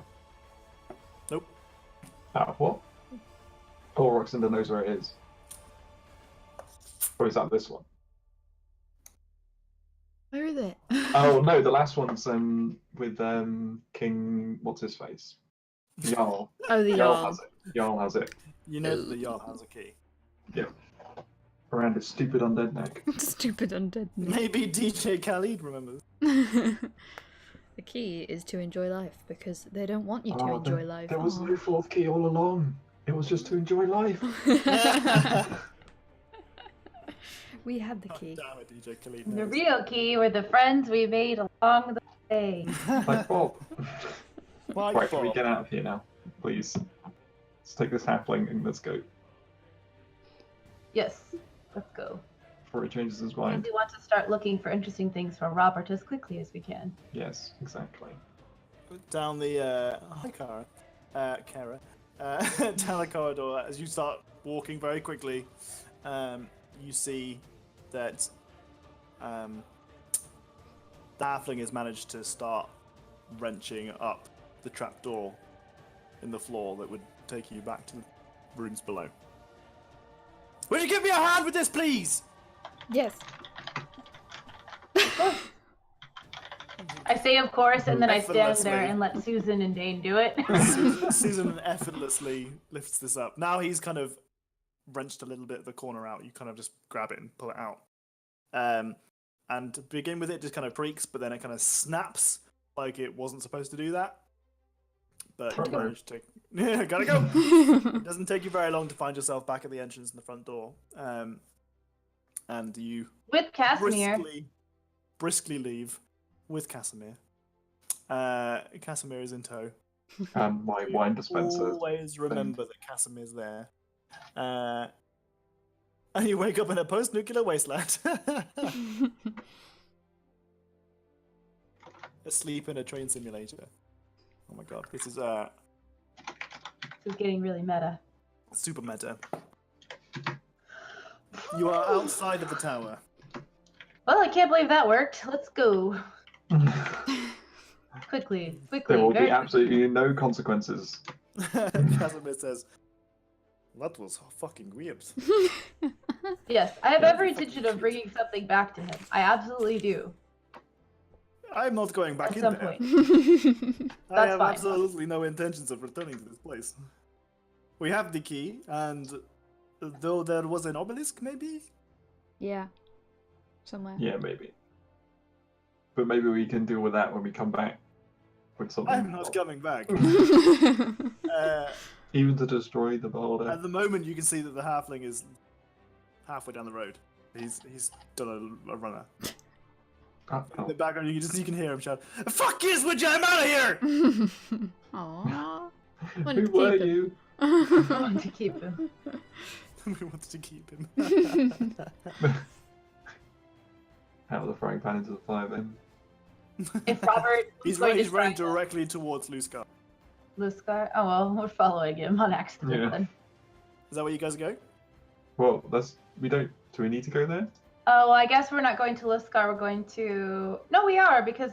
Or where did you say you knew the Baroness was? Well, the Baroness is in Luscar, but we're only going there to find the last key. Or this key that we just got. Oh wait, so you said we know where the last key is though? Yeah, that's in Cliff Harbor with the Jarl. The undead Jarl who sent us all the way across the universe. He's got bounty stopped hunters out some for of us. Well, do we know of any other obelisks along the way back to Geese or Cliff Harbor? There's the ruins of town. Yeah. Oh, so the red X's are obelisks. Okay. Yes. Yeah. Those are the obelisks that Antoinette informed them all. Oh, by the way, Dane, one of the people in the hole, it was Antoinette. Didn't want to tell you at the time. Didn't seem like the right moment, but it was Antoinette. It's Antoinette. Oh, it's a long story from 300 years ago. Yeah. 300 years. Yeah. This might be rude. Do dwarves live that long? Yeah, but I'm not that old. We had Yeah, I a, didn't we think had so. a thing. You and Antoinette had a We thing. had a side quest. Yeah. Susan just knows that word. She just thinks, well, this is a quest. That was also a quest, but it wasn't Side the main quest. quest. It was a side Is that quest. like where you get? Is that where you get distracted from what you're doing and you go off to the I mean, side to we complete weren't a quest? necessarily distracted. We were kind of like, just happened. Involuntarily pulled into another time place. Yeah.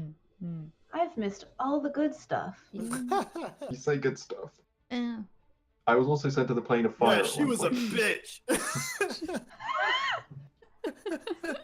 Fucking hated She was a Antoinette. very driven woman, okay? A side quest is a bit like a jet ski. Storts wants a magic item. So how does Susan feel about having seen the desiccated corpse of? Oh, old lady Antoinette. I mean, that whole experience for her was pretty shit. I think she Okay. would like the whole like bunch of Peneye statues was a little bit like Yep. much. Then the whole Uh-huh. Dead Antoinette, and then the whole evil guy in a hole, and all that spiel. She would probably just get her alcohol out. She was doing really well after Peneye and Zenyai went. She was like, I'm gonna get off the drink. No more drink for me. And then she met a beholder and she's like, nope, I'm back on it. There's no hope in this world right now. It's been a long day. It's been a long day. Yeah. I'll throw it around. Anyone else? Anyone want a bit? Only a little bit. You know what? Casimir, Yeah, do you want a little bit mhm. Only a little bit. It's very strong. Careful. It's like my jug. When she says that, I literally take like a sip. Okay, that's fine. You're getting your ewer. Yeah, I'm getting my ewer out. 'Cause I took it off Bob's table when we left. Did you? Of course.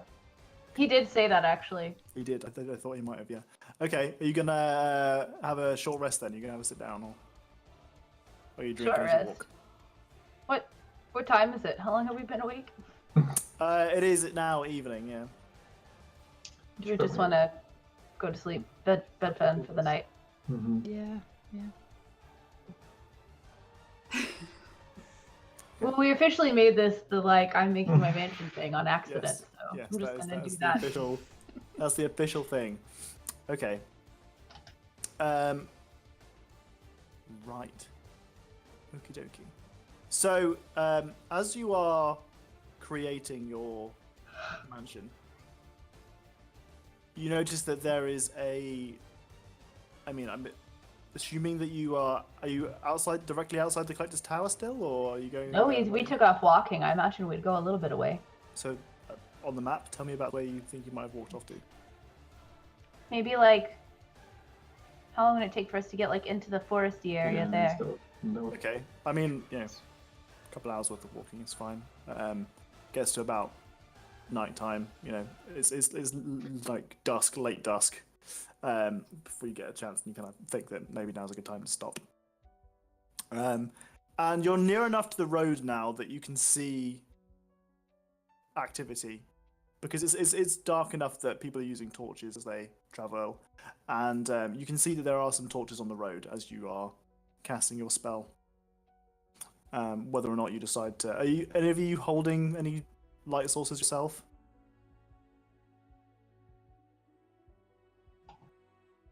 No. Okay. Probably not. Or you can see some torches.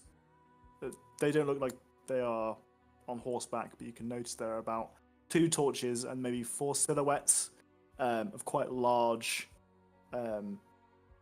humanoid individuals, definitely larger than humans, and they are walking towards Luscar from the bridge to the main island.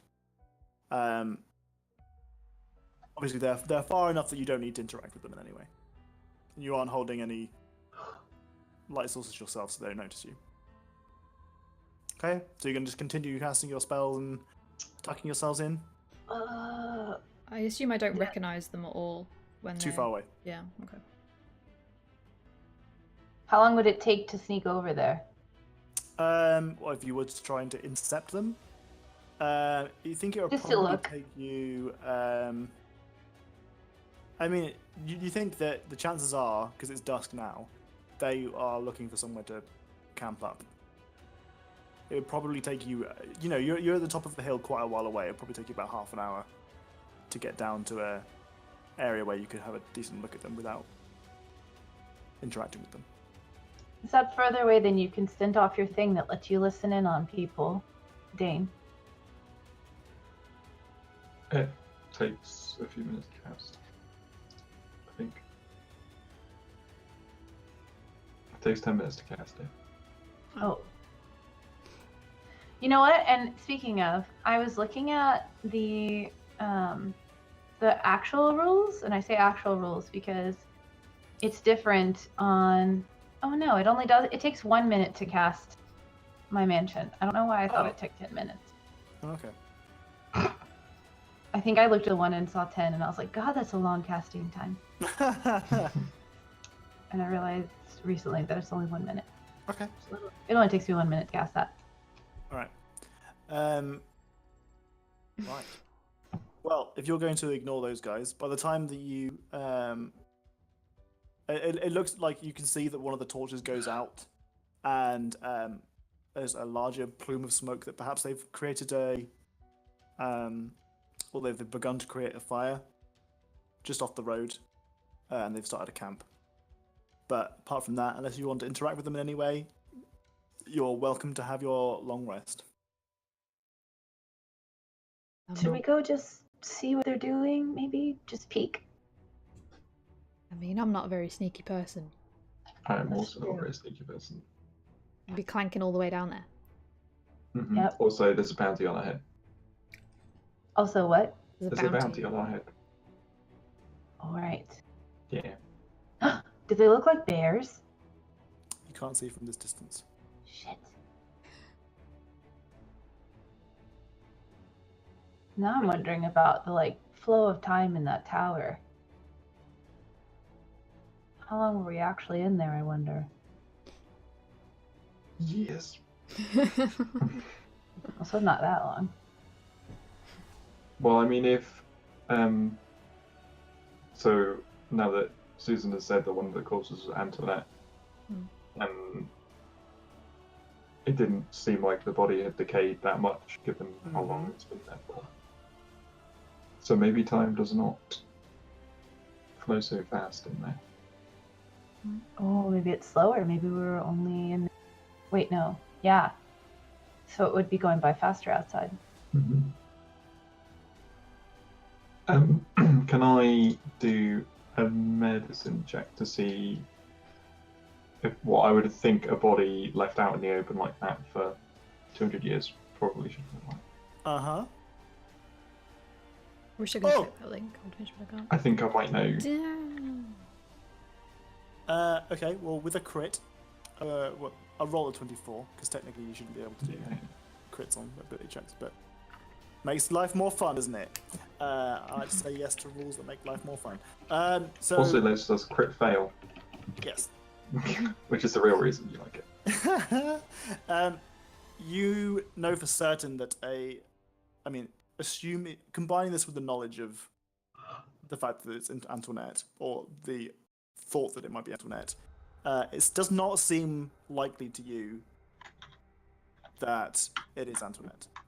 Unless that there has been some kind of magical intervention that has kept her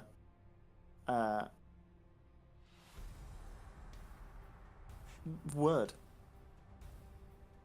Preserved. That's the word. Preserved. Like jam. Like jam. Or preserves. Like jam. like a pickle. Like a pickle. She didn't look pickled. Ew. She looked like she was in a pickle, though.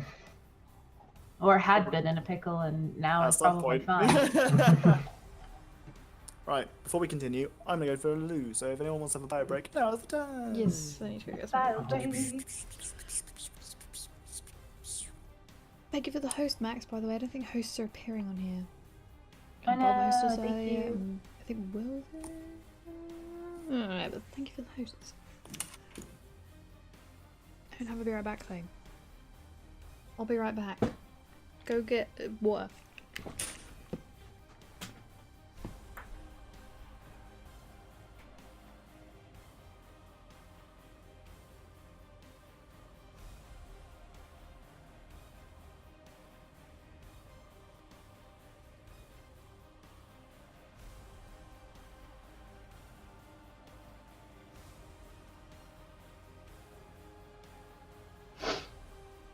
Oh no, I'm back and everyone's gone.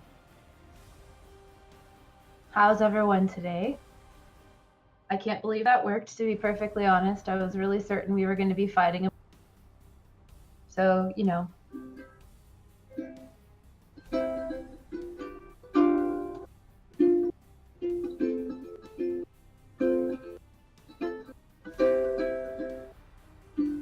I'm still not very good at the ukulele. But I think this is fitting because we did make a new friend. A long, long time ago, there was a volcano.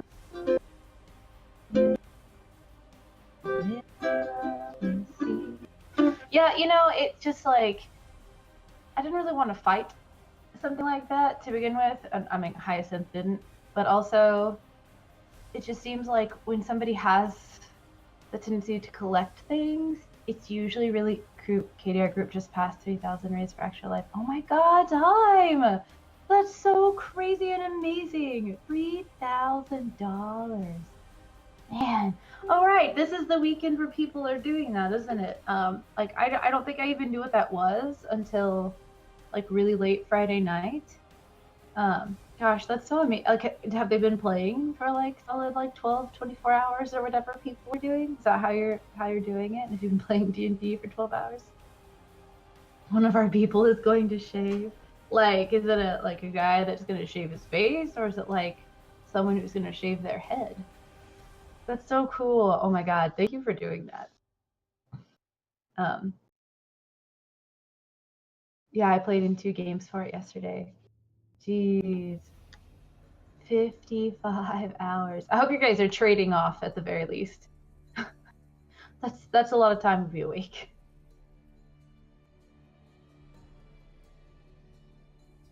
But yeah, so I figured like when someone has that sort of like collector mentality, it's usually easy to like exploit their desire to collect stuff. So I'm glad that panned out well. If he kept trying to put me to sleep, then I was just going to put him in a force cage. It was going to be my first chance to use force cage in this whole campaign.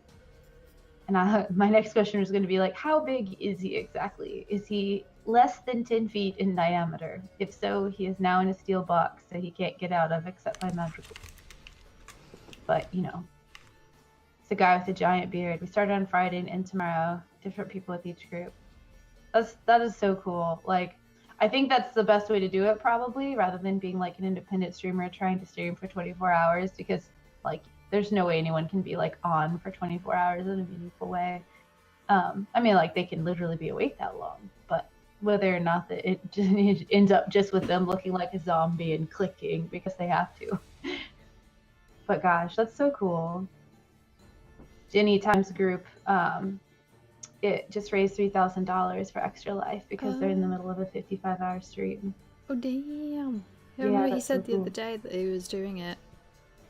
It's awesome. He's gonna shave. It's a guy with a giant beard. Oh no! Scandal. It'll grow back. It'll grow It might back, take true. a while. It's It's really always cool. interesting when people with huge beards shave because they literally look like different people. Yeah, they're a child now. Yeah. Or they look completely adult but so different that it's like. Have you ever seen the videos of like the dads who have big beards and they'll shave and then go like they'll have a baby, like an infant child who's used to seeing them with the beard and then they shave and the baby's like, who are you? Yeah. There's this one really great one where like my brother has a baby face. This guy has he's got an infant, I think he's a little boy, and they play a game where they put like a little cloth on the dad's head and then the baby will take it off and be like, here I am or whatever. So he goes and he shaves and he comes back and he puts the cloth over his face and the mom hands the baby to him and like, you know, the baby, everything else looks like dad. And then the baby reaches up and takes the cloth off and it's not dad. And he, and he just starts crying. Oh. And Chris is like, no, it's not. It's so funny. Oh. Hi. Hello. My nephew did that with me. You are familiar-ish. Group I, of damn. 2K for Extra Life. Goodness, that's amazing. And so much money to just raise Definitely. in a weekend. I Also, was oh, sorry, Tom. You go. sorry, no. No, Continue. no, please, no. I was on the loo on Tinder. And I stumbled across a bio that I really liked. That just said batteries are getting expensive. Brilliant. Fair enough. There was like a Go to screenshot. Poundland. Yeah, I mean, hey, at least he's honest. There's like a screenshot I saw where somebody had posted it on like Twitter or something. And the girl was like, listen, I'm going to be honest, I'm getting a little desperate. And she described like watching some movie with some like creepy old person in it. And she was like, when that starts to look attractive, you know, or something like that. Dear me. Right. Ladies and gentlemen, you are now out of Collector's Tower. You've had your night's kit, or let's say that you're going into your mansion now. Is there anything that you would like to do in your nighttime ritual that might be different from your usual, considering you've had a very stressful day? Any contemplations that you want to make? How is everybody feeling after that endeavor? Relieved. Relieved that we didn't have to fight the whole. I'm going to send Luna a message with sending. Okay. Dear Luna, found another key. Do I want to say key? Yeah, that's fine. Found another key. Don't go to the Collector's Tower. Okay. Hope to see you guys soon. Ish.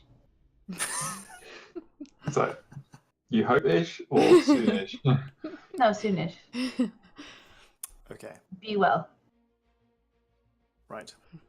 I mean, I don't know off the top of my head what Amber, who is playing Luna, would say. But it would probably be along the lines of, you too, XOXO. Gossip Sounds girl. good. Just so you guys, a child is listening. Don't. Okay. Ooh. No bad words. No, bad words are fine. Hi, Kara's little one. But maybe not some of the normal things that we develop. You clearly have forgotten our last episode, episode Yeah. 69. I quite. We turned a new leaf. We We did did. turn on a new leaf. We've been True. very good since then. We really have. We were talking about undulating purple shafts. Nothing happened. Nope. Nothing happened. I thought it was a happened. throat. That's how That's Yeah. how much of a new leaf we've turned because Yeah. it looked like it was going to swallow me. And also, whilst I was, AFK, browsing Twitter, we had there was a response to one of Katie's tweet about the game. Hmm. There was let's have a look. What was it? Last Geek said #pull the king, which I like a lot. And Jeep says, "Psht, at your level, what's one beholder? I really wish that you guys had the same attitude because that would have been a lot of fun." Nope. Nope. I I was If so you got anxious that whole testy- time. Yeah. If he got testy, I was literally out of the box just going to try to put him in a forced cage. A solid one, no bars, like 10 by 10 solid steel that you can't get out of except by magical means, and then you have to make a wisdom save that you're at disadvantage at. Like, that was my goal. I was like, nope, not fighting, just gonna try to trap him long enough that we could get away. Sidetracked by crackers. Oh man, now I want crackers. Oh, crackers. I know, dang it. It was I had some fun stuff up my sleeve that you guys have narrowly avoided. Look at Jenny's genuinely relieved. Genuinely face. relieved. Yeah, you don't fight a beholder unless you have to. That's not. In true D&D fashion, you managed to get out of there not only alive, not only without losing a single person, but without a fight. That's good for By us. talking your way out, which is the favorite way And we that I got have. all. And we got what we needed, yeah. And you got what you needed. You I even wish I saved- would have made stats of how many encounters we've had and how many fights we've had from those encounters. Like, the correlation between fights and encounters. Well, and now it's like 99.9%. Yes, Result it's in slightly fights. less. It's slightly less than 100%. Crackers and butter. Butter. Oh, that's even better. Ugh, Yeah, get some Butter some crackers and cheese. bro. butter's good Yeah, though. no, butter, crackers and butter. Butter. Butter. Depends on the type of Crackers cracker. and butter. What's your go-to cracker? Ooh, Ritz crackers. Ritz. Oh, I was gonna say Ritz. That's a good choice. I said it and then I was like, damn it, I wonder if crackers do the same thing. Oh, okay, good. They knew what that was. Same thing. So, type of crackers. I don't know all the different types of crackers. There's like the buttery Toll House ones, and there's like this one. And then there are weird crackers that are like chicken biscuit and like weird stuff, like chicken flavored crackers. You sure that's not for like dogs? No, that's a human thing. I'm sure there are dog stuff like that too, but we call them treats, so I wouldn't make that. I'm impressed nobody died. Usually there's always somebody that dies. Innocent bystander mostly, yes. Plus you have that random halfling, not on purpose, but still, yeah. I saved it on purpose once I knew that You, he had uh, more people here. You didn't save the drow. Nope. No. He was probably evil and we were just, saving him from You know doing the evil worst part shit. is, I swore against what people refer to as making sausages, which is deconstructing your DM process and your game in front of your players. But that drow was a really interesting fella, alright? I really went into his backstory and stuff. Oh, if he was awake, we probably would have spoke to him. Because he was asleep. We were just like, Well, you didn't talk to the halfling either, he's gone! Well, we didn't Well, really you get a ran chance away. to run away. At least I gave him a I could nice fireball him and then ask him some accent. questions. At least I gave him a nice accent. Okay. yeah, I wanted to keep him for Baked that accent. wire mesh baking bands. What is this? Oh, that doesn't. That is awful. Oh my god, that is Cornish. the worst Cornish website I've are ever one. seen. Cornish are like my favorite. The tuck ones. Oh, are you guys okay. call the Toll House crackers cheese thins. Okay. I do like I goldfish. wouldn't call them. Oh, this is like a funny Each of thing. These I don't know. various types of crackers. I'd just be like, these are crackers. That is the type of cracker I like. I prefer to have my cheese with. The ones that don't have like bits in. Do you actually Oh. call those square ones on the left soda crackers? I don't think any one of us call crackers anything. Is that a thing? No. No. Yeah, because we call those saltines. Oh, there's a picture of saltines on the Wikipedia page for the list of crackers, and they are very small compared to the square ones I know. Those are like the crazy dry ones, right? Tom, can we, your sheet you made about all of the tower bits? Can we have one about all the crackers, please? About all the different Hi, kinds of- Ann. Hi, Anne. Bad. I mean, I'm not that fussed about the crackers, so if someone else wants to do that, Someone else does, please.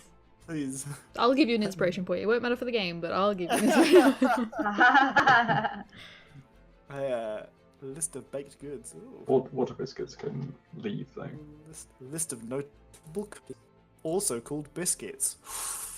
Water biscuits. Water biscuits. Wait, this is I a came to ask Katie if she saved me any cake. Stacy has the cake, but I have the ganache, so I can make more cake if we need to. I made You always ganache need to for the make more first cake. time. Did you guys see my tweet with my really pretty cake I made? I It was did, yeah. beautiful. Come Thank on, you, it's- dear. Oh.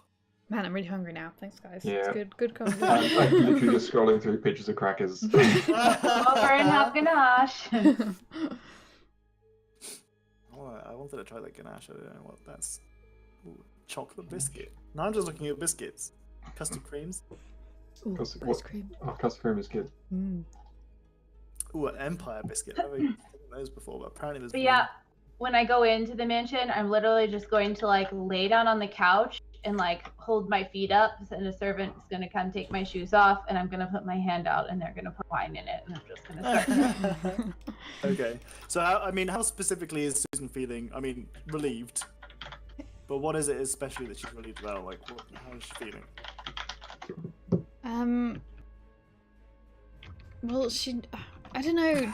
Did Susan know that? Stop distracting Jenny. She's trying to talk about her character, and all we can hear is you typing away and your fucking biscuit cracker Hashtag biscuit and cracker. conversation. Oh, bye, Anne. Anne's about to go swimming. Oh, Bye. man. Did she know how bad beholders are? Because you said that the general gist that people knew, but how, like, Susan knew that they were bad, but I don't know. I mean, in the world, Yeah.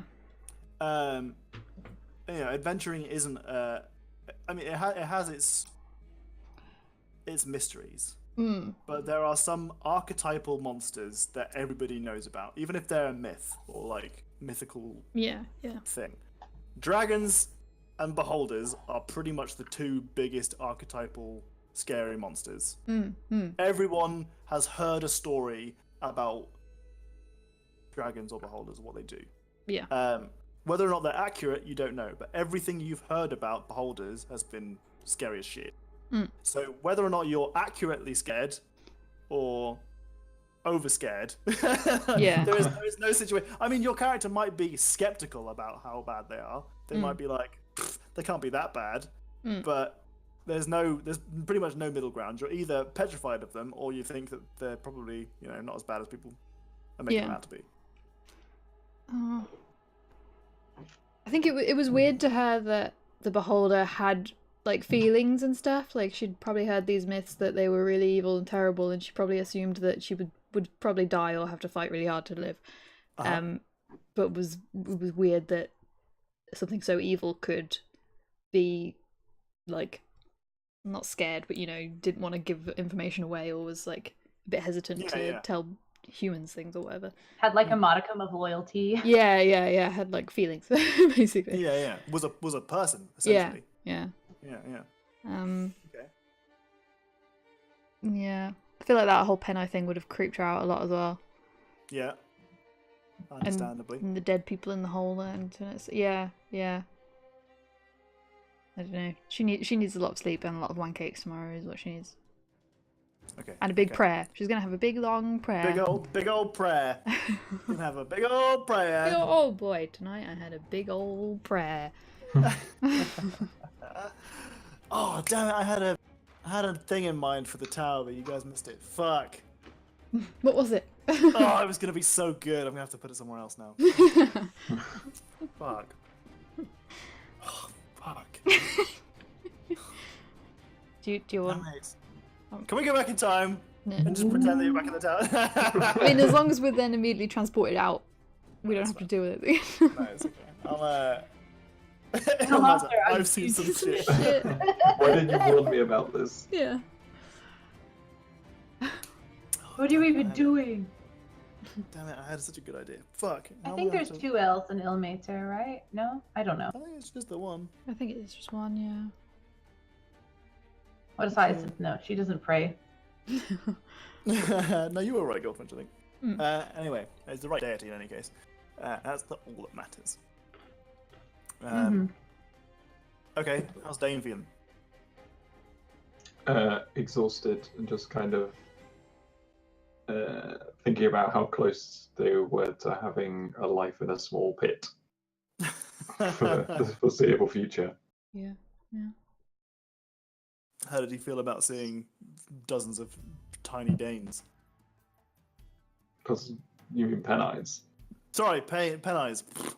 Pen eyes. It was a bit weird. It was a bit weird. It's a bit weird. It didn't. Yeah. Okay, well, how's Hyacinth feeling as she decompresses from her? She's her feeling like she's excursion? getting drunk. She, yeah, it was one of those like, keep calm, because if you lose it in this moment, you could get everyone killed. Uh-huh. Like, it seemed like both the only way that would probably be overwhelmingly successful for them to escape, but also put like an immense amount of pressure on her shoulders. And so it was kind of like, this is the biggest performance of my lifetime. Like, sort of like breath, but then Hyacinth definitely took the reins of that encounter, didn't she? She had to. And it's funny because she's used to kind of being at the forefront of everything, but this is also like religiously involved, that she's often taking a back seat. And so it was kind of like, haha, this is what I'm here for. Now it all makes sense, but I wish it, why me though? Yeah, it was that was a performance of a lifetime.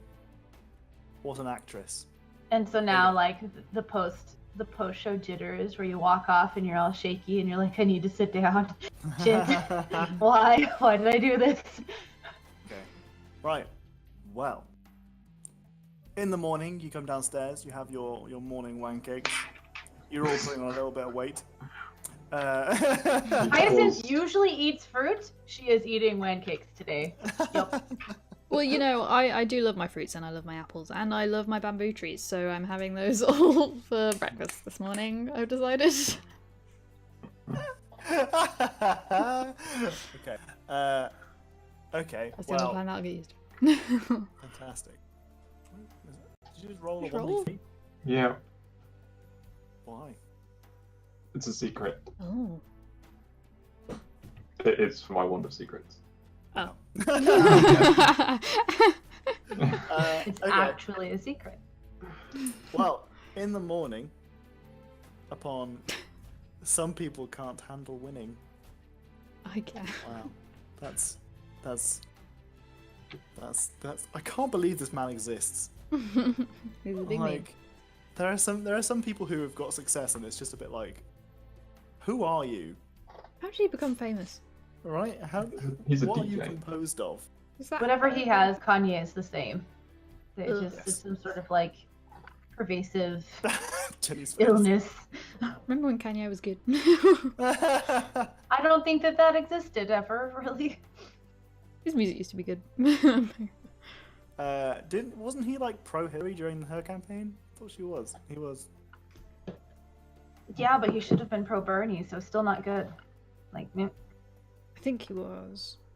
Maybe. I mean, it doesn't matter because whatever he is now is not that. Anyway. Yeah. Anywho. Did you see that he tweeted? He was like, I take it all back. Now, like, there's something wrong with him. I don't know what it is, but Well, doesn't he have is he schizophrenic or something? he said he was like bipolar, that? I think, Bipolar but or something like that. Right. he was very pro Kanye. It's always The yeah. truth. That's true. Anyway, so in the morning, as you leave the mansion, outside the mansion is you hear a rustling in one of the bushes that's at the foot of the forest. Great. Each of you, well, Susan particularly actually, because of her perceptive My elven ears. everything, elven everything, yeah, the pointy bits. It's Robert.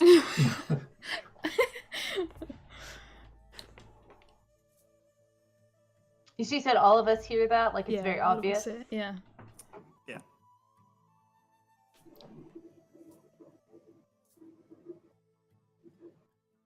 I guess I'll go look at it. What is that noise? We're gonna hear something. Something weird happening in the background. Anyway, okay. You're It was a going to bush. look at the noise. Okay, fine. I'm gonna sneak. What's the bush? In the bush. Please roll your sneak. Okay.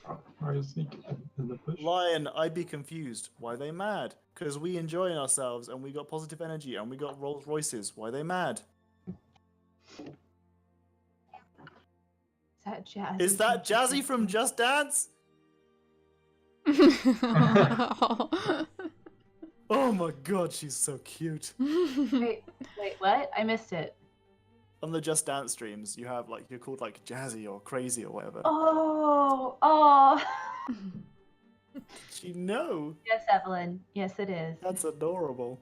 Evelyn's really okay. like the cutest. She really is. Did I see her Halloween costume the other day on Twitter? She was Sally. Oh yeah, that was so good. Mm-hmm. That was genuine. If you guys haven't seen it, it's just. All right, I've got a good one now. Show us some moves. No. Close, but no. DJ Jazzy Tom. Kelly's success. Mostly wind noises. Hey, I'm gonna use it. Don't quit. Oh, I'm sorry.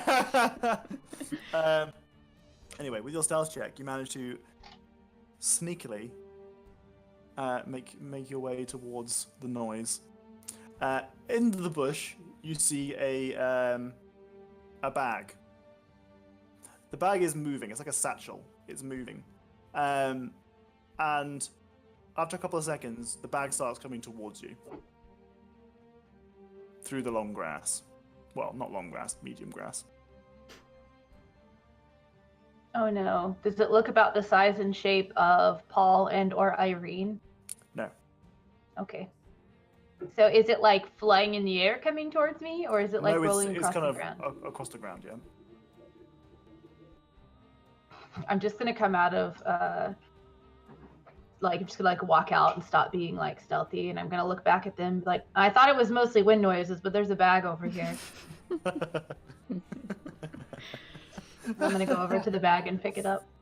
Okay, so you pick up the bag, and as you pick it up, you sense a little bit more weight to it than you expected. And underneath the bag is a one of the small little statuettes of Penai, who was trying to hold it and was grabbing onto it. And you can see that this bag, you kind of sense a magical aura about it. That perhaps it's got something to do with quotes. This is a quote bag. Hello there, little Penai. I just Also, kind of make some garbled noises at you. Oh, good, it's sentient. All right, well, and I like Okay. set him back down on the ground, but don't let go of the bag. And I'm kind of like, Okay. tell Robert we said thank you very much. Okay, well, he kind of lets go and he just starts walking back off. Wait. I turn back to Dane. And I'm like, should we found one more potion. Should we give him one? Yes. And I'm gonna take rip a little piece of paper off and say, found one more. And like attach it to the bottle and give it to the little Penai. Okay. Are you going to remove another one of the bottles from your... Yep. 39. Hopefully we don't set a precedent that we can find things this quickly constantly. We've got 39 more chances if we send them one at a It's only time. 39 days. Hi, milk. Are you, like, a god of milk or something? To be referring to us as mortals? I mean, greeting... And if you are, why'd you make me lactose intolerant? I love milk. And cheese. I do. Well, cheese is fine. Just milk and ice cream get me. Cheese doesn't get you? Mm-mm. Oh. Cheese is fine. Yogurt's fine. Ruined milk is fine. Fresh milk, not so great. Oh, okay. Damn. I'm milk. Milk. Anyway, yeah, no. Barrage. You can give it the bottle and it scutters off in the direction of the tower. In the bag, Now we've got, was it 3 magic items? Mm-hmm. I don't those- know. I was able to work a 4th one in there on the fly. I'm kidding. I'm a beverages. I'm a beverage. Beverages can't die. I like But it. milk can expire, and that's like a death. How did you test ruined milk? Ruined milk, like cheese. Cheese is just little milk, like, and yogurt It's is not really literally, ruined though. It's more like delicious. wonderful. But yeah, but it's like rotten milk is what cheese is essentially. Oh, there's a tension. I was expecting the Oh, I'm sorry, milk. 3rd degree. Does that make Okay. butter just milk shaken?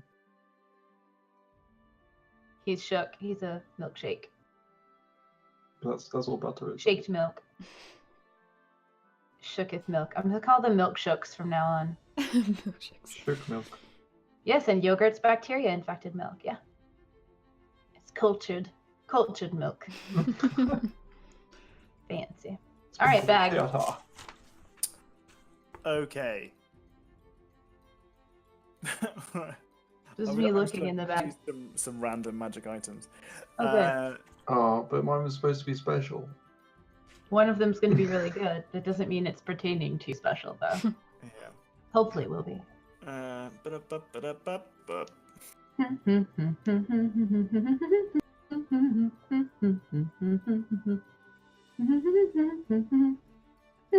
Ba-da-da-da-ba-ba-ba-ba-da.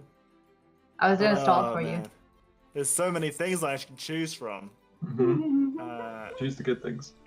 Okay. Is the dwarf person actually growing out their beard, or will it stay like this?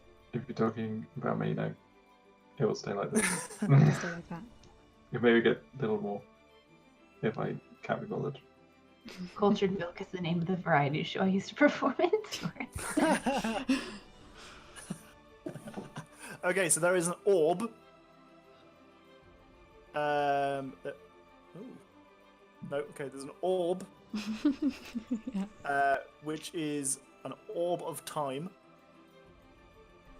Mhm. Actually, in hindsight, this is a bit of a. Nope, too late. We've got an orb of time. Wait, Okay. he might have been saying it's not a good Yeah. thing. Yeah, it's too late now. Oh no. Good job, Doc. It's yours. Sounds cool. Ooh, okay, we've got a pipe. What Yeah, kind of pipe? Like a smoking That's- pipe? Or like a yeah, pipe? Smoking pipe. like a smoking pipe. That's fun. Pipe of smoke monsters. Whoa. And Mario.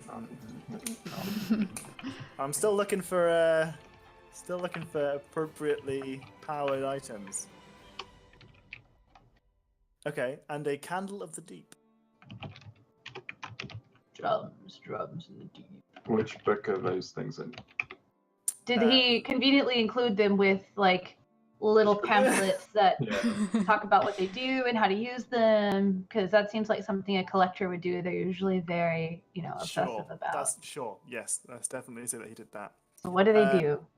So the candle of the deep is a candle that never runs out, and is not extinguished when immersed in water. Also, Gives off light and heat like a normal candle. still useful. What was the other things? And the pipe of smoke monsters. While smoking this pipe, you can use an action to exhale a puff of smoke that takes the form of a single creature, such as a dragon, a flumph, or a froghemoth. What the fuck are they? It must be small enough to fit in a 1-foot cube and loses its shape after a few seconds, becoming an ordinary puff of smoke. That's fun. And it was a dragon, a what? Flump. It could be anything. Those were just examples. Okay. Flump is the marshmallow. And finally, the item that Docs told me not to reroll. An orb of time. While holding this orb, you can use an action to determine whether it is morning, afternoon, or evening, or, shit. or nighttime outside. Oh, that's really shit. Oh, This that property does functions suck. only on the material plane. Oh, can we re-roll that one, please, please, please, please, please, please, please? Literally, the only time that would be used if we were in the menu, not in the menu. So It would only be useful if Jenny didn't exist. Yeah. Because Jenny can do that innately. Yeah. Which is why I said, oh no, Please, there's no please, point please, in giving them please, this one. Please, please, please. Alright, fine. What if we look really pitiful? Yay! Flump. I I think it's the first one. think it's the second one. What? What was? The Flump? Flump. Oh yeah. Should I click on it? Flumps See? are like Oh, little is it a jellyfish looking things. Yeah, they're really cute. That's what I was thinking, Snorts. You can definitely become Gandalf with this pipe. Yes, you can. Hyacinth doesn't smoke, you know. Singing and all.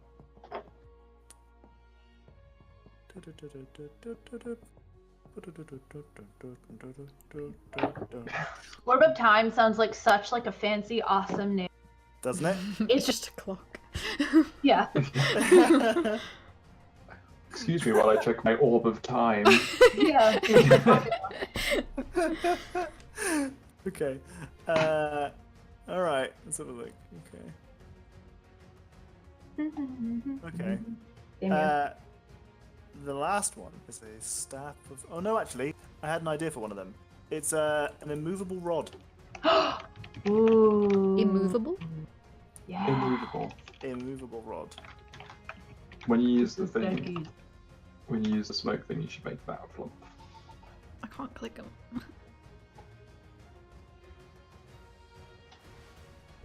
Who wants what? Tox. Oh my god. Yes.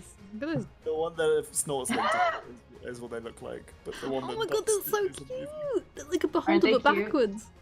It's a flying spaghetti monster in a way.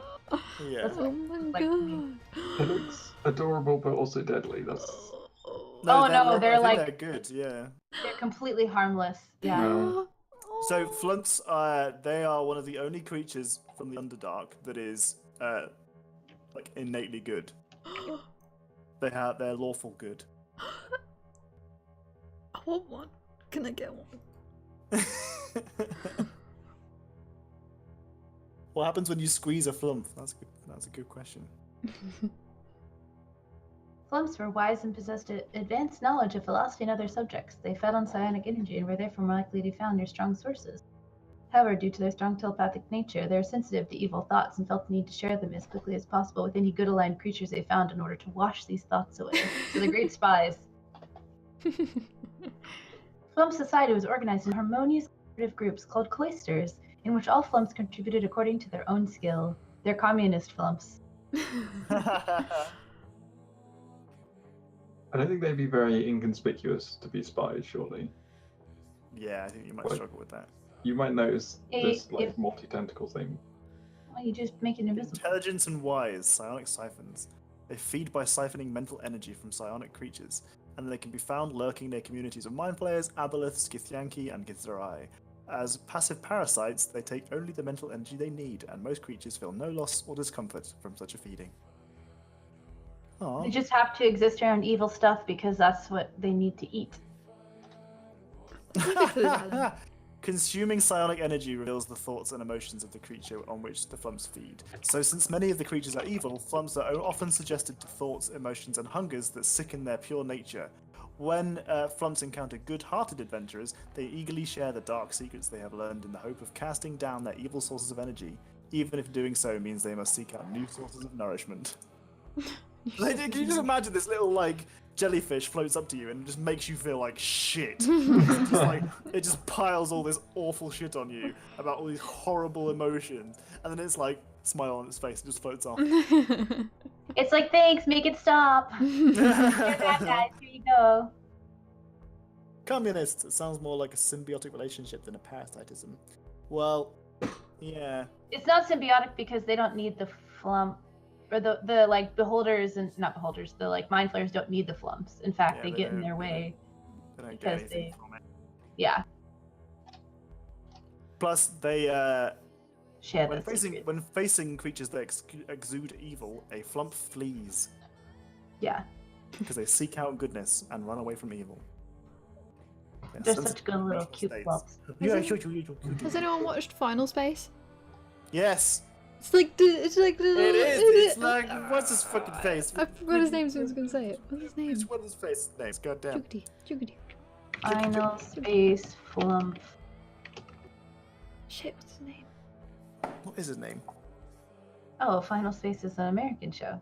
I don't watch Shit, TV. what's it called? It's on Netflix. Oh, the little green guy? Yeah. Yeah, what's it called? Damn it. Cake something. Cake. Mooncake. Mooncake. We got that together. Yeah. Yeah. Gary and his alien friend Mooncake. It's really good. Everyone should watch it. I love it. It is funny. Yeah. When I watched the first episode, I was a bit like, yeah. But as time went on, I really got into it. It's a very funny show. Yeah. Here's some Who evil wants emotion- what magic item, by the way? I assume we should split them up. What speaks to you guys? What does the rod do? I don't know what it does. Let's Ah. look. It It's has like a a little button, and you press it, and then it cannot move. Yeah. Other than like 10,000 pounds of force or something. Yeah. So like you I'll can. read it from the DMG. This flat iron rod has a button on one end. You can use an action to press the button, which causes the rod to become magically fixed in place. Until you or another creature uses an action to push the button again, the rod doesn't move, even if it is defying gravity. The rod can hold up to 8,000 pounds of weight. More weight causes the rod to deactivate and fall. A creature can use an action or make a DC 30 strength check to move the rod up to 10 feet on a success. So you can just like climb with it by being like, click, click, and then push it up. Seems plausible to me. Mhm. So Flump basically are overly emotional jetties that bounce away from anything evil, making everyone they pass feel like shit for what they haven't encountered, whilst they hide their emotional messed up mind behind a cute smile. Yeah, sounds about right. Yeah, it's about But they mean well. They mean well, yeah, they're very cute. But yeah. Anyway. So, yeah! Magical items for today's challenge of putting DJ Khaled quotes in action in your game. For those of you who missed, we've been using the Nightbot's DJ Khaled command. Oh, that was DJ Khaled, that was you so betrayed easy. me. Can you imagine using that quote? That would be so easy as a bard. Literally. Let me I'm inspire so you. mad. Why did I try 6 times and get jet ski quotes? And then I could look like Khaled. You have failed me. These So are today's challenge was to try and use DJ Khaled quotes in game, in character, flawlessly. And if they did so, they got magical items, which have just been delivered to them by a tiny statue of their deceased friend. Great. Still, My favourite delivery. Why is this gift? Well, I mean, how else was it going to arrive? Really, I didn't have any choice. I didn't think it through. No, I thought that was a perfect way for it to arrive because I really wanted sentient, and it is. That's so many ducks. Oh my god, the door. so many ducks. Oh my, holy shit, that's so many ducks. Yeah, I know, right? It's like, oh, there's a lot of ducks. That's What the fuck? They're so organized. Have you seen the it's like there's this person who was playing jokes on his roommates by putting rubber ducks in places, and he like progressively got like bigger ducks and more ducks, and then eventually went and got like an inflatable one that filled the whole bathroom. After that, he went and he bought like 10,000 rubber ducks or something and like filled the whole house with them, and he was posting like the letters from his roommates that were like, why are you doing this? Please stop, we've got to talk about the ducks. And he would be like, the ducks? What ducks? It was funny. That's hilarious. What are those things they're poking them with in the back? They Sticks. gone try to stop you. They gone try. Notice That's how what- I said try. We ain't never stopping. That's what the ducks are telling each other. Yes, Snort knows what I'm talking about. I'm so glad. Oh, it's the guy who responds to spam email that had like a TED talk. That one? That dude? Oh, I don't know if he had a TED talk or not. Nafe, what a weird link to show. Yeah, I can't click that link. It's just some dude from a clip. It's like 4 seconds long, and it's just a guy goes, "That's a lot of nuts." Oh, that's a lot of ducks. Oh, that's from heck. So they took an old martial arts movie. What was it called? Kung Pao Chicken or something? and they took the old movie and they like CGI'd in this one guy and did voiceovers for everything, and so they turned this very serious old like action martial arts movie into like this hilarious, if you enjoyed that sort of humor, like farcical nonsense. Right. By like making this random like American dude like the chosen one and changing all of the like dialogue. Ridiculous. Kung Pao, yeah, Kung Pao. Kung Pao, So it is. That sounds pretty funny. Okay. Anyway, I'm gonna take the candle if you guys don't want it because I have a candle. Fair. Cool. The immovable rod was a reward for Dox's. Yeah, that's a good one. Yeah, I want the pipe. I thought you might, so I was like, this actually works out really well. Yeah. Right, well, congratulations on your. It's awful and stupid, but if you're in the right mood, it's funny. Yeah, it sounds like something that you'd have to be. What? What are we doing the dragons thing? What's the dragons thing about? Look, Mr. Frodo, dragons. What? What? Okay, you know what? No, let's return. Let's Pipe get of back to smoke monsters. I don't know. Oh yeah, Oh, you got the dragon pipe. Oh, And it's Gandalf's pipe. All right, okay. All right, all right. It's all come together, and now Goldfinch helps. Yeah. Okay. Anyway, we've only got like what 15 minutes left or so of D&D. I know. And we've spent so much. I mean, we've achieved some stuff today. We didn't die. Yeah, we talked our way out of a fight with the beholder. I'm happy with Yeah. that. Totally fine. And for those of you that think that the beholder fight, if it had happened, would have been easy, because these guys are quite high level, trust me, it would have not been easy. Would not have been easy. Anyway, There's a reason why beholders are on the front cover yeah, books, because they are bad guys. please use this short amount of time to start thinking about what you want to do next game. Potentially do it in character. Right, guys, we're going to take a long break now and forget everything that we just remembered, even though it's all just happened. Yeah.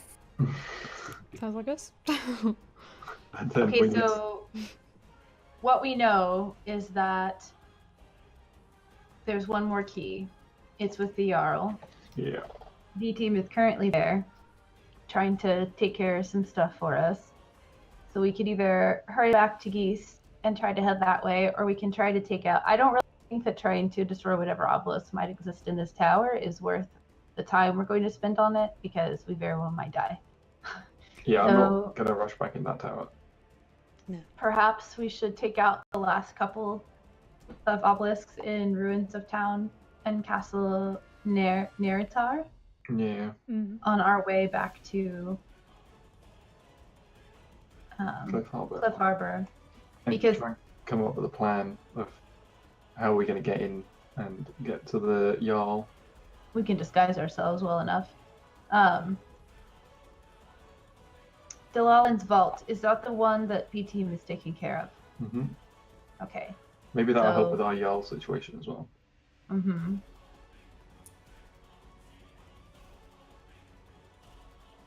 So So- we'll go to Ruins of Town.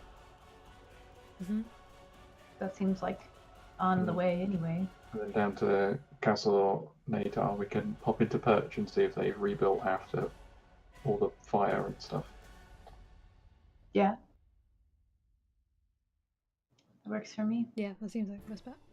Should we touch base with the sage and see if he knows any way that we might weaken the Jarl as a vampire thing? Do you guys know about vampires? I don't know much about vampires. Well, I probably know a little bit, but you know. I don't think I know a huge amount about vampires. I knew Would something that be a about history vampires, check? Susan knew a little bit about vampires from her Oh yeah. very already did successful that. vampire check. Mm-hmm. Susan, you remember about vampires? Is She there knows. anything? Okay, let's give us some information because this is from a previously previous very successful skill check that gave you some information about vampires. So you know that vampires make vampire spawn that they can control. They can also make other vampires. That they basically cannot be permanently killed unless you kill them. If you stop drinking soda during D&D because it makes me so burpy, and then I'm sat here trying to talk and it makes me just burping. You know that they are. You can't really kill them permanently unless you kill them in their coffin resting place, or they don't get to their coffin within a day. You also know a little bit about how they are not comfortable with passing over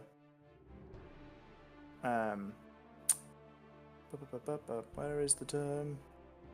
Hallowed ground. Consecrated. It doesn't like running. They don't like running water. They don't like sunlight.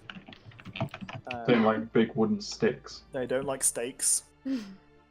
And they also can't enter the residence of or somebody's residence without an invitation from one of the occupants. Thank you for the photo milkshake. But they went Hi. in and they stole our boy. It didn't sound like anyone invited them in. Invited who in? What? Well, they stole our boy from his room. Our boy the sage. Yeah, unless they were like being imposters, like they were the other time, and were invited into the place in some other fashion, and then just broke in to the window later on. Excuse me.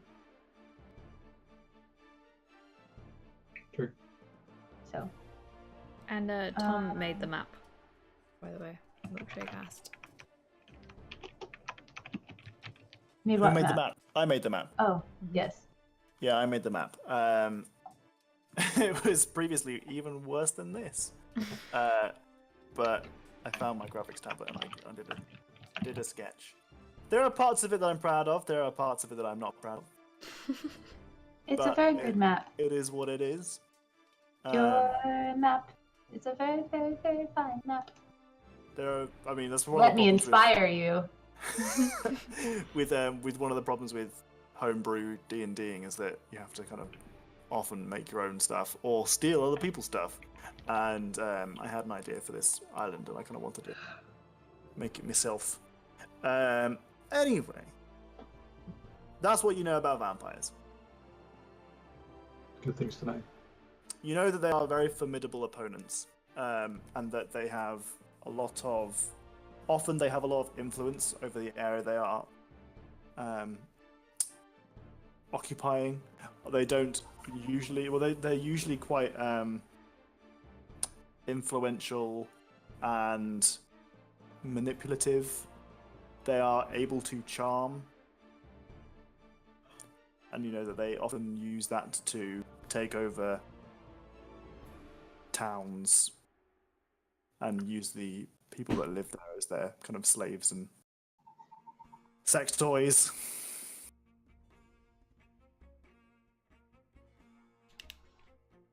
They live, you know, So, extravagant lifestyles. what is there anything we can do to prepare for meeting with the Jarl again? Sharpen sticks. Lots Yeah. of sunlight Sunlight. and lots of water. I've got a lot of sunlight. I am made of. I'm not made of sunlight, but Well, your god is, the sunlight Yeah. stuff. So. Your god is like the sun and stuff. mm-hmm.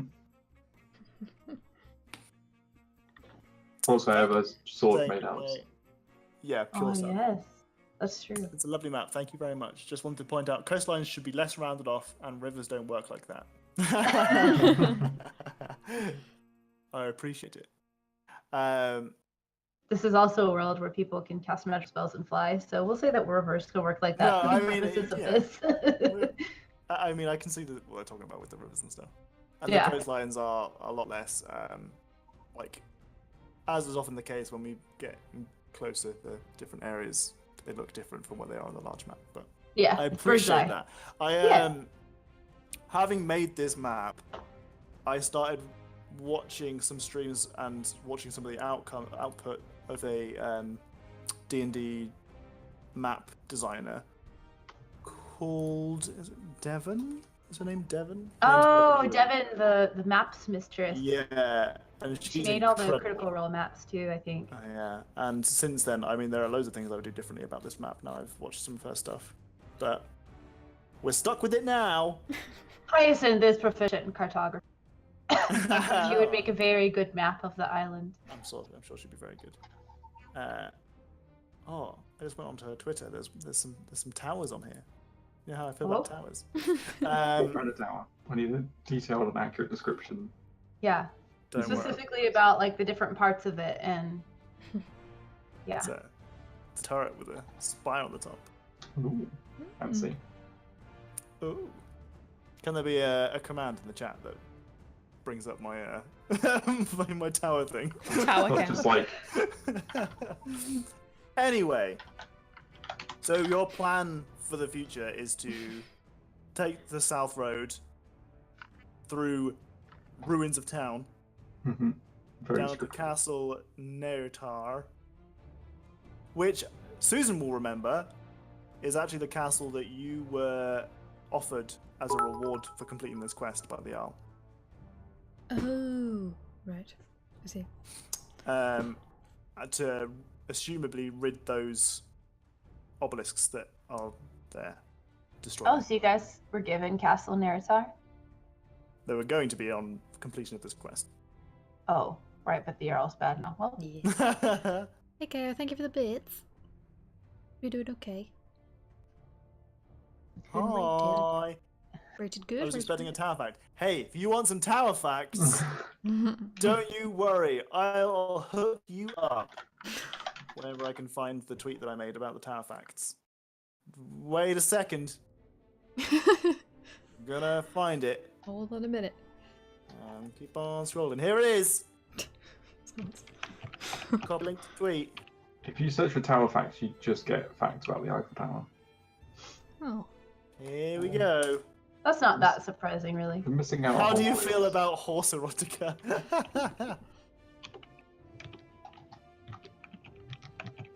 On a scale of 1 to 10. You don't like steak. Stop stalking horses and leave them to be with their erotica. They make a good point. They make a good point. But don't worry, friends. That is, I've got plenty of. Actually, no, I said plenty of. That is the complete limit of my tower. Knowledge. That is my absolute. This is your legacy. This is all I have. Hey guys, check in that link. Which is your favorite kind of tower? Oh, let me see. Let me see.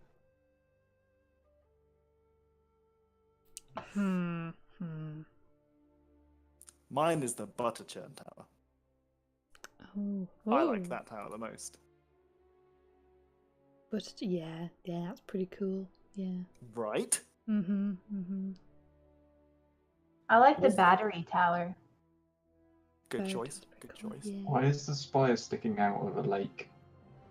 It's the top. It's the top of a church that's been submerged. It's a terrible place to put a spire. It's a very specific part of the thing that was highlighted. So. How about trying to pronounce the word underneath belfry/bell tower on the bottom row? The word where? Oh. Campanile? Campanile, yeah. Campanile, Campanile. Campanile. So it's Italian. Tower fact.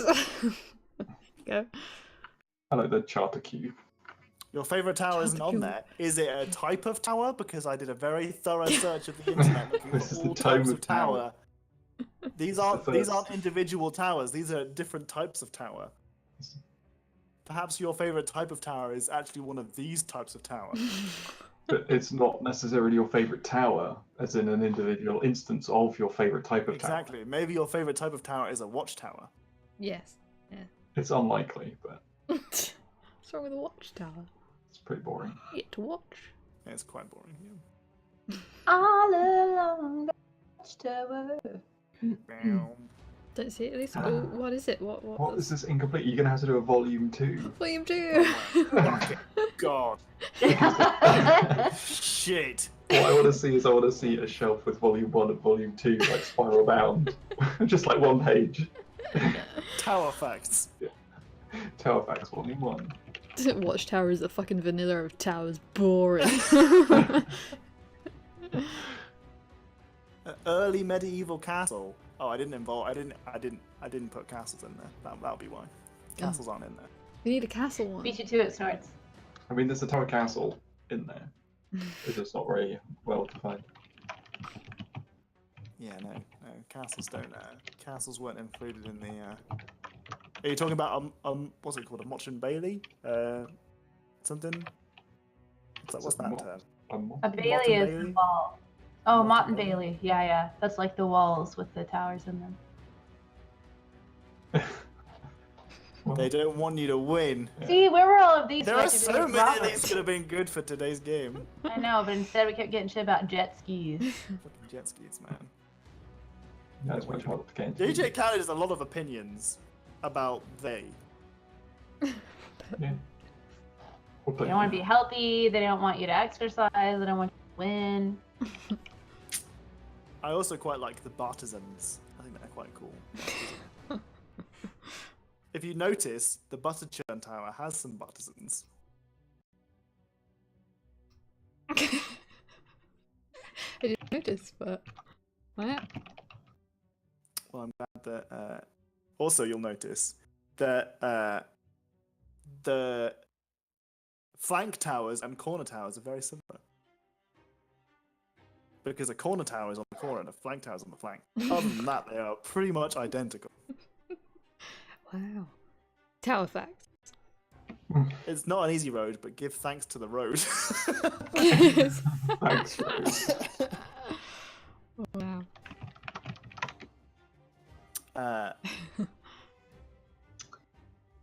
So I have to say, I'm not particularly useful against vampires. You know, you guys have all this holy power and sunlight and things like that, so I'll do my best, but if I can pick up anything along the way, let me know if something looks interesting. What I'm saying is that this is kind of more your purview. Well, I mean, you can still stab them. Yes, true. They still react to it. Just not permanently. Stream is a bit like, oh, how dare I use a Firefox tab for a brief moment? Damn it. Fuck's sake. Was that to look at towers? I was looking at just if anyone was streaming that we should host. I can't believe that we've got a duplicate. We've 2 duplicates in a row. So that means we've cycled through all of them. There is no more Kali wisdom to give us. That's it. It's a life's worth of wisdom distilled into 10 Is any of small that bits. wisdom? I'm not sure that there was wisdom in any of that. It's hard to say.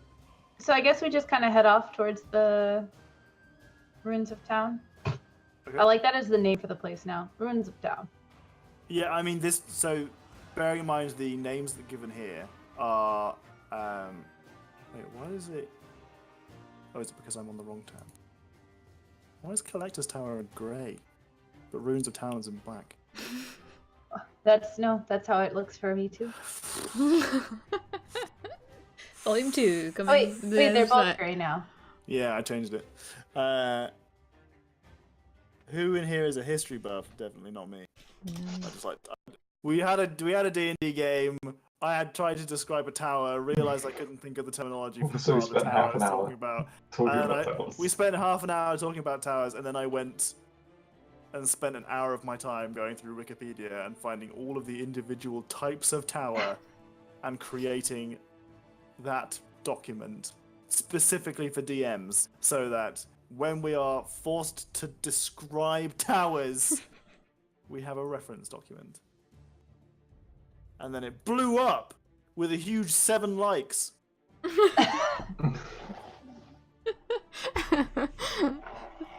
You should have just put a picture of a cake on it too. Then it would have been like fine.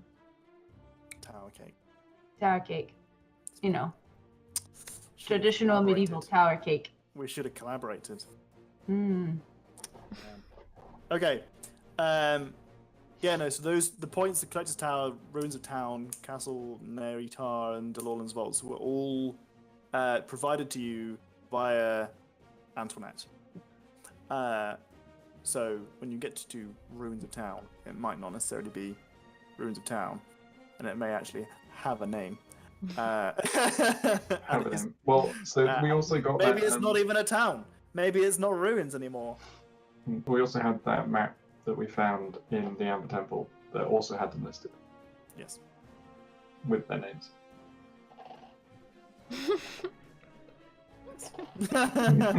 Of the town. Yes. Let's talk about this next time when I've got a week to prepare. When I thought of the name.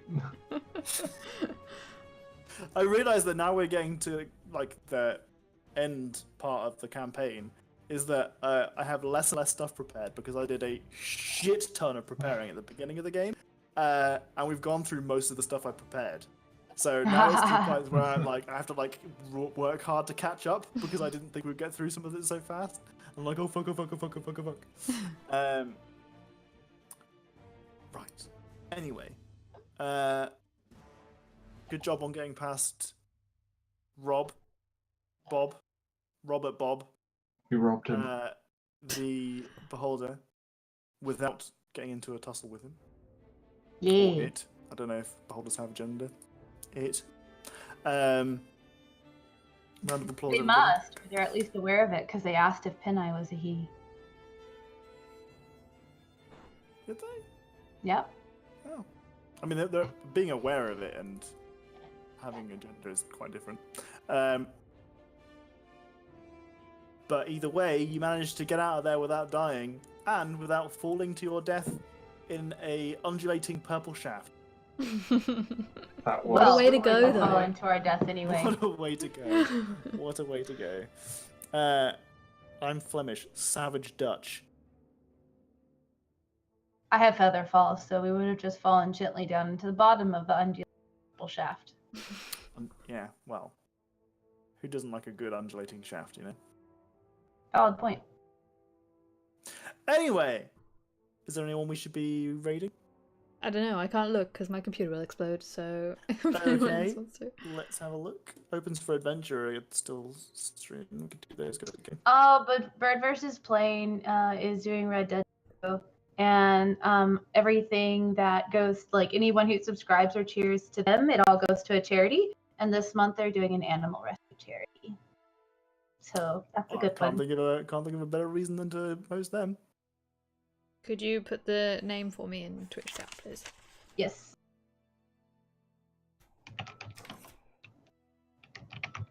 Oh, I forgot that you can compliment people.